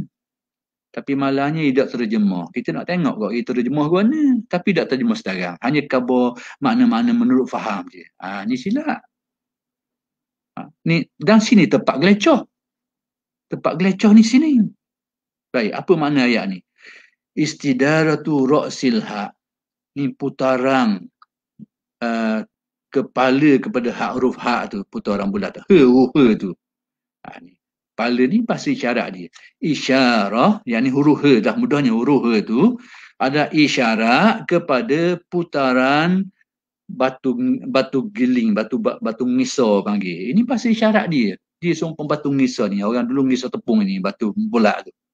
Putaran tu. Al-wujud al-haqqi wal-khalqi. Ini tepat masalah timbul. Al-wujud al-haqqi wal-khalqi alal insan. Tengok sepitah lalu, timbul fahaman. Iaitu, kalau bahasa mudah kok, iaitu wujud Tuhan dan wujud makhluk ni atas diri manusia ni. Seolahnya nak kabarnya manusia ni separuh Tuhan, separuh makhluk. Ni tempat gelecoh. Tempat gelecoh dah memahami nas sufi. Baik, nak khabar. Kat mana tempat gelecoh tu? Al-wujud al-haqqi tu. Al-haqqi, ya tu panggil ya nisbah. Ya nisbah ni tak berarti benda tu, tapi berkait dengan benda tu. Tu faham ya nisbah. Baik, contohnya. Contoh mana? Saya kata, ana malizi. Malizi ada ya tu, ya nisbah. Saya ni atau aku ni orang Malaysia. Aku ni bukan Malaysia. Aku orang Malaysia. Orang Malaysia. Tapi aku bukan Malaysia. Kena faham ya nisbah tu. Berhubung dengan Malaysia ni. Nanti kalau saya pindah, andai kata saya pindah dulu tempat lain, pindah ke Indonesia ke, pindah ke Thailand ke, tak ada lah Malaysia ni. Saya akan jadi Thailandi lah pula. Ataupun Indonesia lah pula. Itu fungsi ya nisbah. Ini kalau tak cermat, tak tengok sini, ini tempat kelecong. Jadi, al-wujud al-haqqi wal-khalqi alal insan, yakni putaran al-wujud al-haqqi ni, yakni aspek-aspek ketuhanan, terjemah mudah, aspek-aspek ketuhanan dan aspek-aspek kemakhlukan tu putarannya duduk pada manusia. Tu terjemah hak tepat, hak rekatnya, hak mudah faham. Jadi manusia ini ada aspek-aspek ketuhanannya, ada aspek-aspek kemakhlukannya. Dan mari mana benda-benda gini ni? Dalil, mana dalil nak kata gini ni? Dalilnya ni dah ayat dia. Ayat Allah Ta'ala berfirman, wa ma ramaita iz ramaita walakinna Allah rama. Dan tidaklah engkau melontar ketika engkau melontar. Ketika engkau melontar tu, itulah aspek kemakhlukan engkau manusia. Sebagai manusia berusaha melontar. Tapi sebenarnya kuana walakinna Allah rama. Tapi sebenarnya lontaranmu itu adalah dengan kudrat Tuhan. Itu aspek ketuhanannya. Jadi benda tu berlaku atas diri manusia. Aspek usaha kita ni itu aspek al-khalqinya, makhluknya. Sebagai manusia usahanya. Tapi kita sendiri keyakinan bahawa apa yang berlaku atas diri kita ni perbuatan Tuhan. Kan kita ngaji usuluddin. Kalau tak ada benda ni, kita jadi qadariyah. Atas kudrat kita mereka. Qadariyah kita. Itu tujuan kita ngaji usuluddin ni, nak pasang nak. Jadi tujuan usuluddin ni nak jaga benda-benda gini lah. Jadi bila kita ada dasar usuluddin, kita faham lah maksudnya. Aspek ketuhanannya mana, aspek manusianya, ni maksud dia. Sebab usaha kita tu aspek manusia kita. Tapi hakikat sebenar kita pun tahu dalam keyakinan usuluddin. Tauhid af'al kita mengaji tu. Ni tempat nak pasang dia. Jangan kita ngaji dalam kitab saja tapi tak tahu nak pasang mana. Ni tempat pasang dia. Jadi izrama itu tu aspek kemakhlukan. Kau berusaha melontar, itu aspek makhlukmu sebagai makhluk. Tapi hakikat sebenar, Allah lah yang melontar. Maksudnya, benda itu berlaku dengan kudrat Allah. Iradah. Itu aspek ketuhanan. Bukan Tuhan, aspek ketuhanan. Itu ya nisbah tu faham balik. Baik. Kemudian Syekh Syekh Al-Jili jelas lagi. Sebagai misal, alam misal. Tamsilang. Ni tepat orang boleh keliru juga ni. Tapi saya nak tegang sikit lah. Lubang-lubang ni sebelum biarlah hari ni kita kelaras lalu senang. Lepas tu serahlah masa nak pakai, nak nilai guna-guna. Baik. Kata Al-Jili dia menjelaskan huruf H tu disebut dairah bulatan tu. H tu dari segi alam misal, yakni alam imajinasi kita ni, dalam misal akal kita ni, dia kata apa? Dia kata ada dua kan huruf H tu bulatan, ada garisan bulat, lepas tu ada ruang tengah tu. Dia kata ad-dairah tu dari segi misalannya adalah seumpama al-haq, yakni kebenaran Tuhan. Ruang tengah tu, itu al-khalqu, makhluk. Boleh kata gitu. Ini dari segi imajinasinya. Apa makna ni? Bulatan tu al-haq, yakni ketuhanan. Dalam tu makhluk. Benda maksud. Apa benda kata dia? Hak ni adalah merujuk kepada firman Allah. Wallahu bikulli syai'in muhit. Maksudnya kita ni makhluk tak terlepas dari dia. Dia umpamakan macam kita ni bulatan, ni keliling penuh ni kita duduk tengah. Kita tak terlepas daripada kudrat dia, termaklum dalam ilmu dia. Itu mana dia? Tapi tamsilan akal macam huruf tu. Mu duduk tengah ni tapi keliling bulatan. Mu tak terlepas daripada taklukan sifat dia dan ilmunya, kudratnya. Itu maksudnya. Ataupun kata Syekh Al-Jili lagi, dia kata, atau diterbalikkan. Diterbalikkan ke mana? Apa ni? Bulatan tu al-khalqu. Bulatan tu. Ruang tengah ni, ruang tengah tu al-haqqu. Makhluk luar tu, bulatan tu. Ketuhanan pula tengah tu. Apa makna? Aspek zohirnya tu kita ni makhluk. Aspek zohir kita sebagai manusia. Tapi perbuatan yang berlaku pada kita itu adalah daripada kenyataan perbuatan Allah, itu aspek ketuhanan. Jadi bila bulatan ni boleh berlaku. Bulatan ni nak katakan dia makhluk pun boleh, ataupun nak katakan dia kebenaran ketuhanan pun boleh. Tengah tadi pun nak kata dia makhluk pun boleh, nak kata dia aspek ketuhanan pun boleh. Itu tamsilan akal. Tapi hak bawah ni, kalau atas tadi wallahu bikulli syai'in muhit, Allah Ta'ala meliputi segala-galanya, dengan arti kita ni terangkum dalam sifat kudrat dia, tertakluk kudrat iradatnya dalam ilmunya, tak terlepas kita. Itu nak kau buat tu. Cuma tamsilan akalnya tu. Baik, hak yang kedua pula ni, bagian kita bulatan tu kita makhluk ni, zahir kita makhluk, tapi tengah jauh tu, hak tengah dalam tu sebagai ketuhanan tu, tadi aspeknya bahawa zahir kita, tubuh badan kita manusia, tapi perbuatan kita tu adalah taklukan daripada perbuatan kita, kelakuan kita, semua itu kesang daripada perbuatan Allah. Di sebalik semua tu. Balik mana ni? Baliklah kepada firman Allah, wallahu khalaqakum wa ma ta'malun. Allah menceritakan tubuhmu dan perbuatanmu juga tu, tertakluk kudrat dia tu. Tu aspek batinmu tu. Perbuatan kamu lakukan tu sebenarnya tu berkait dengan kudrat dia. Jadi benda-benda gini kadang-kadang kita dah nampak. Sebab tu Syekh Abdul Karim kata, mu tak wakuf dulu kamu dah nampak. Cari jalan, tanya orang. Sebab tu kata Syekh Abdul Wahab Sya'rani, hak boleh faham ilmu ni ada dua golongan. Satunya alimun kamil, alim sungguh, alim pak tapang. Tak macam alim kita ni, alim setapang, bukan setapang, setengah tapang pun kadang-kadang tak pernah jadi mana. Tapi kadang kita ni, kita berasa alim macam saya lah, sama kata orang lain. Kadang hari-hari kita berasa ni, kita bukan 4-5 tapang kadang-kadang kita berasa. Na'udzubillah min zalik. Baik, akhir sekali, kalam akhir daripada kalimah Al-Jili ni, antara kata-kata dia yang boleh membawa kepada kepahaman-kepahaman tadi, kalimah muskil dia tu, fahuwa hakun wa huwa khalqun. Maka sama jugalah macam tadi tu. Kita nak faham dia, fahuwa hakun, maka manusia itu adalah cerminan ketuhanan, wa huwa khalqun. Dan dia juga dalam masa yang sama adalah makhluk. Biapa gitu. Baik, dalilnya mana? Kita tengok ayat selepas dia tu. Dia kata apa? Fal amru fil insani dauriyun baina annahu makhlukun lahu zillul ubudiyyati wal ajzi wa baina annahu ala suratir rahman. Disebut tegang sini ni. Tapi ada nak highlight yang ni. Maka dia kata kesimpulannya, dia kata manusia ni adalah semacam putaran. Dia kata ini tamsilan agak putaran di antara dia sebagai makhluk yang memiliki sifat ubudiyah dan sifat lemah, Dan dia juga dari satu aspek adalah surah Ar-Rahman, yakni tempat timbul, tempat nyata rahsia-rahsia ketuhanan. Falahul kamalu wal izzu. Maka dari aspek ini dia ada memiliki kesempurnaan dan kemuliaan. Ni kalang-kalang ujung ni pun kadang-kadang boleh jadi muskil kan ni. Doh, manusia ada kesempurnaan pula, ada kemuliaan pula. Contohnya gini mudah. Kita ni tempat nyata rahsia ketuhanan, tapi kemuliaan tu siapa kita? Contoh mudah nak faham gini. Buku sutir. Buku sutir, buku kosong. Buku ni tok situ budak-budak pijak kita pun pijak. Buku tak ada benda. Tapi kalau buku ni dicetak Al-Quran, dia ada harga lain lah tu dah. Harga nilai lain. Pada waktu dia buku kosong, ketah lah.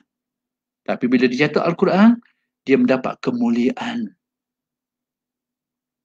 Bukan atas buku dia tu. Dapat kemuliaan sebagai tempat tercetaknya ayat Al-Quran, sehingga orang yang beradab so tak boleh nak pegang dia menurut pandangan mazhab Syafi'i. Dan mazhab-mazhab dan pandangan lain yang sama dengan pandangan dia tu. Atau contoh lain macam pemandu kereta, dia baraja lah. Dia baraja. Sekalipun kemuliaan tu raja naik kereta besar sedap, tapi dengan dia pun boleh tumpang. Bukannya kita lock belakang tunggu kot batang Izuh tu. Itu naik sekali. Jadi kalau akad tabik dengan dia kena. Akad tabik ke dia. Dia dapat piah dia. Itu maksud dia. Jadi kita ni tercerminan. Itu kesimpulan mudah. Jadi akhir sekali ada satu isu-isu yang orang minta saya jelaskan sikit. Akhirlah ni, halus-halus ni. Kesimpulan mudahnya, nak kabarnya, isu ni adalah isu antara betul salah, diterima atau ditolak, tepat atau tidak. Bukan isu antara iman dan kufur. Ini kesimpulan yang boleh saya buat hasil daripada yang saya beritahu lah. Dia bukan melibatkan iman atau kufur. Tapi nak khabar manhaj, nak khabar tu jelas. Cuma cara nak khabar tu guna isyarat, guna surah Al-Ikhlas tu. Itu pun ada landasan ilmu dia. Dari segi bahasanya luluh. Dari segi sistem isyaratnya luluh. Dari segi tu. Orang nak pakai, tak mau pakai. Orang yang terima sistem isyarat, dia boleh terima je. Orang tak terima, dia tak terima lah. Terserahlah kepada kecenderungan. Dan ini masalah kita seperti yang saya sebut awal tadi tu. Jadi kena faham isunya, tarah isunya, isu benda sini. Baik, kemudian ada orang minta jelaskan sikit. Dia kata ada orang datangkan satu kalimah, kullu hakikatin tukhalifu syariah fahiya zandaqah, ataupun kata-kata yang seumpamanya. Setiap hakikat tu kalau menyanggah syariat, maka dia zindik, tak boleh pakai dan sebagainya. Lalu dijadikan hakikat ni untuk menghukum kalam-kalam musyrik sufi tu. Saya nak khabar. Sudah saya jelaskan, banyak kaedah-kaedah yang perlu kita fahami untuk berinteraksi dengan kalam sufi ni. Dan ini salah satu kaedah. Tapi tidak adil lah kalau kita pakai kaedah ni saja untuk menilai segala-galanya. Dia ibarat macam nimbang kati lah. Nimbang tu, kita nak naik Air Asia tu ada nimbang kati tu. Nimbang tu lah kita nak ukur berat. Berat ringan berapa kilo. Nimbang tu juga kita nak ukur barang besar kecil. Nimbang tu juga kita nak pakai, nak ukur laut dalam tu. Mana jadi? Tak jadi gitu.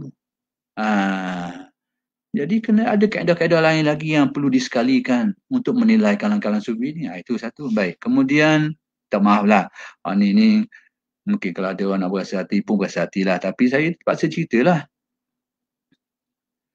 Iaitu bila orang tahu saya tentang isu ni timbul ni, dia ada tulis tauhid harga mati. Tak ada kompromi tauhid ni. Harga mati. Tak ada kompromi. Saya setuju. Sangat setuju. Tauhid tak ada kompromi. Memang harga mati. Tapi janganlah harga mati ni nega dengan Ibn Arabi dan Al-Jili saja. Kena nega dengan semua orang dengan harga mati juga. Ni tak maaf lah saya kata. Kalau dengan Ibn Arabi, dengan Al-Jili, harga mati. Tapi minta maaf saya nak khabar awal-awal. Saya ada tanggapan sendiri. Dengan Syekh Ibn Taymiyah, dengan Syekh Ibn Taymiyah berbelik-belik duk nego harga. Akhir sekali we free saja je. Janganlah gitu. Kalau biar harga mati mereka. Siapa-siapa dia pun. Hari ni kita dengar di negara kita ni ada ni. Tuhan ada tangan. kanang ada, bila ada kanang ada kaki pula. Kemudian turun, tursina pula. Tu kena beri harga mati waktu situ tu. Kena beri juga harga mati waktu tu. Jadi janganlah harga mati. Baguslah. Mula-mula kita takut nak masuk kedai ni. Harga mati. Dah nak runding tak boleh. Rupanya harga mati dengan orang tertentu. Janganlah gitu. Kalau nak jual harga mati belaka. Jadi sebab tu dulu orang memiliki sifat sidq, benar. Sifat benar. Benar ni, ia cakap gitu, ia buat pun gitu. Orang dulu. Tapi bila ni, kira timbang semula. Lisan maqal dengan lisanul hal, hari ni kadang-kadang tidak siku. Lisan maqal ni percakapan, kata-kata. Kata-kata, cakapan, tulisan, tak kira lah. Tapi lisanul hal, perlakuan lain. Hal ini kita kena cerdik sikit. Jadi kita jangan berpandukan kepada lisan maqal saja, percakapan saja, kena tengok lisanul hal. Bila kita tengok orang seorang tu, dia mari jumpa kita, kabur orang ni jahat, orang ni jahat. Itu lisan maqal dia, itu bahasa lidah dia. Sebenarnya lisan hal dia nak kabur kita, aku sebenarnya jahat tu. Kita kena faham itu. Jumpa orang ni jahat, rupa orang ni jahat. Jadi salahnya akulah sebenarnya orang jahat. Kita kena cerdik hari ni. Dulu ya nak kabarnya, hari ni kita kena baca, jangan tengok kalam saja, tapi kena tengok ehwal, sikap dan sebagainya. Baik, kemudian ada orang kata hal-hal seperti ini cuba nak dinyahkan kerana atas dasar saddu zari'ah, nak tutup ruang-ruang yang menimbulkan kemudaratan. Perkara yang sama pernah dilakukan oleh Syekh Ibn Taymiyah dulu. Saya terus terang saya beritahu, saya tetap menghormati Syekh Ibn Taymiyah sebagai alim ulama. Sekalipun dalam kitab dia itu banyak ditemui kalam-kalam yang dari segi Ahlus Sunnahnya mengandungi mana-mana kekufuran lah. Tapi saya guna kaedah yang saya pakai tadi. Kaedah yang saya guna untuk memahami nas sufi, saya guna pada Ibn Taymiyah. Saya guna yang betul. Jadi sebab tu, kalam-kalam tu saya tetap mengatakan kekufuran. Kalau tak boleh nak takwil. Kalau boleh takwil, saya takwil. Tapi kalau dia takwil, dia kata tempat lain pun gitu juga, banyak tempat memang gitu dia takwil, maka saya anggap ada kemungkinan madsu, ada kemungkinan benda ni salah nasah, salah catat, salah saling, salah nukil dan sebagainya. Kemungkinan. Jadi itu kita rasa lebih selamat. Biarlah hakikat sebenarnya suruh kepada Allah. Itu sikap. Saya guna kaedah yang sama. Ada orang marah pun ada orang lah. Tak apalah. Tapi saya nak sikap jujur dengan kaedah yang saya pakai. Saya kata saddu zari'ah. Saddu zari'ah ni sepatutnya kalau kita nak tutup lubang supaya timbul kekeliruan ni, saya rasa apa yang dibuat oleh Buya Yahya di Indonesia tu sangat baik. Saya pernah tengok video sekali dia mengulahkan bila isu ni lah, isu kitab Islam Kamil dan sebagainya.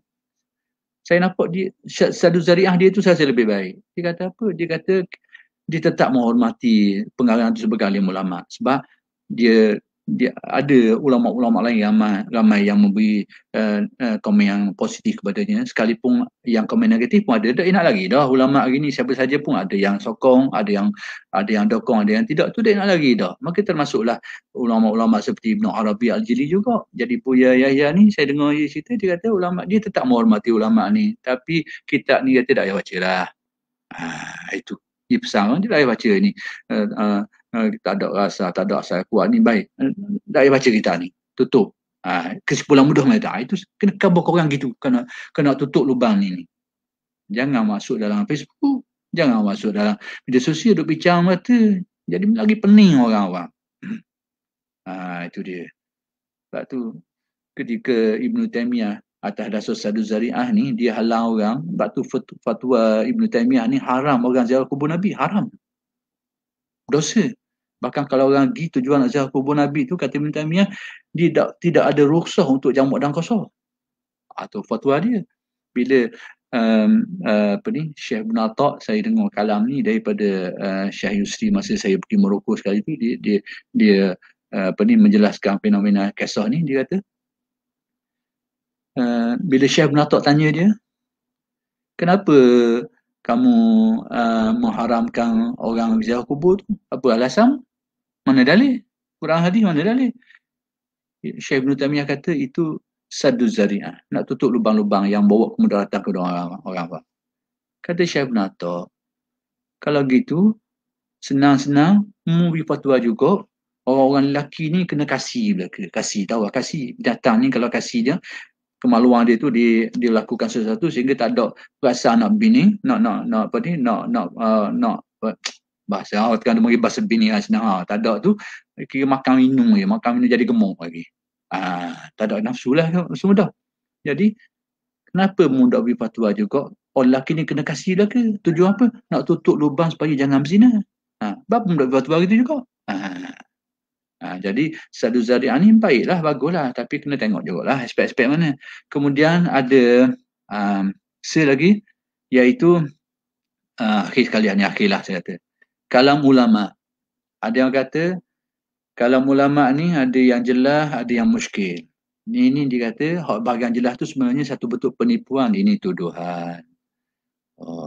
Kita tak ragu-ragu kata cepat-cepat gini. Dalam kitab dia tu ada kalam yang jelas masuk, patuh syariah, bahasa jelas, ada kalam-kalam muskil, kalam-kalam tadilah perlu takwil. Ini kalam jelas tu kita anggap sebagai penipuan. Ini tak bagus. Kalau kita kata gini, benda ni akan terpalit pada Al-Quran tanpa kita sedar. Sebab apa dalam Al-Quran? Baik, nak beri contoh. Dalam Al-Quran ada sebut, innaka la tahdi man ahbabta. Engkau wahai Muhammad tidak dapat memberi hidayah kepada orang yang kau kasih. Tapi dalam ayat lain, Allah Ta'ala berfirman, wa innaka la tahdi ila siratin mustaqim. Engkau Muhammad ni benar-benar dapat menghidayahkan manusia ke jalan yang lurus. Apakah Al-Quran nak tipu kita? Atas khabar tak boleh Nabi tak boleh beri hidayah, bawah khabar boleh beri hidayah pula. Jadi kalau kita baca bahawa ini satu bentuk penipuan ni, tanpa sedar terpalit dengan ayat Al-Quran juga. Benda macam ni berlaku dalam Al-Quran. Yang kedua adalah hadis. Contoh mudahlah, terpalit dengan hadis. Bila Nabi sebut la haula wala quwata illa billah, tak ada daya upaya melainkan Allah, kuasa Allah semata-mata. Tiba-tiba ada hadis, ya ibna Adam, ni Allah Taala berfirman dalam hadis kursi, ya ibna Adam, ya ibna Adam maritu, wahai manusia, aku ni sakit. Dah mana ni? Nak tipu kita ke? Tadi khabar kuasa, ni khabar sakit pula. Jadi ulama ni sebab tu ulama ni kalam dia jelas dengan muskil duduk dalam satu kitab je. Beza dengan batiniyah, hak zahir dia hak jelas tu duduk dalam kitab ataupun dimaklumkan, hak batin dia disusu. Hak jelas dia kabur. Hak ni dua-dua ni ada dalam kitab dia belaka. Ayat dia hak jelas pun ada situ, ayat muskil dia pun situ juga. Tak malah ni pandangan dia. Kalau tak setuju, tak setujulah. Tapi kalau menganggap ini satu bentuk penipuan, sebagai satu bentuk penipuan nak membenarkan ayat muskil tu, ni saya rasa pada saya payah nak terima sikit lah. Kerana benda macam tadi dia terpalit juga dengan Al-Quran, terpalit juga hadis Nabi SAW. Jadi akhir kalam saya rasa itu saja yang saya nak jelaskan. Minta maaf banyaklah kalau ada apa-apa yang terasa hati ke ataupun tersalah ke apa, minta maaf banyak. Jadi sebagai diskusi yang kedua yang dapat saya nak jelaskan, mudah-mudahan tujuan besar tadi saya nak khabar bahawa apa yang dimaksudkan oleh Syarihuddin dan Al-Jili itu tidak seperti yang digembar-gemburkan. Isu tema dia lain. Cuma tadilah kalau dan penjelasan saya tu itulah yang membuktikan maksudnya gitu. Kalau orang nak terima, tak mau terima, kalau lah fikirlah semula. Nak setuju, tak setuju, saya pun tak kisah, dah lihat selesai pun. Jadi, minta maaf akhir kalam. Mudah-mudahan yang terlibat dengan isu-isu ni dan sebagainya, mudah-mudahan Allah Ta'ala memberi rahmat kepada kita semua dan pengampunan kepada kita semua. Aku qawli hadza wa astaghfirullahalazim li wa lakum. Assalamualaikum warahmatullahi wabarakatuh.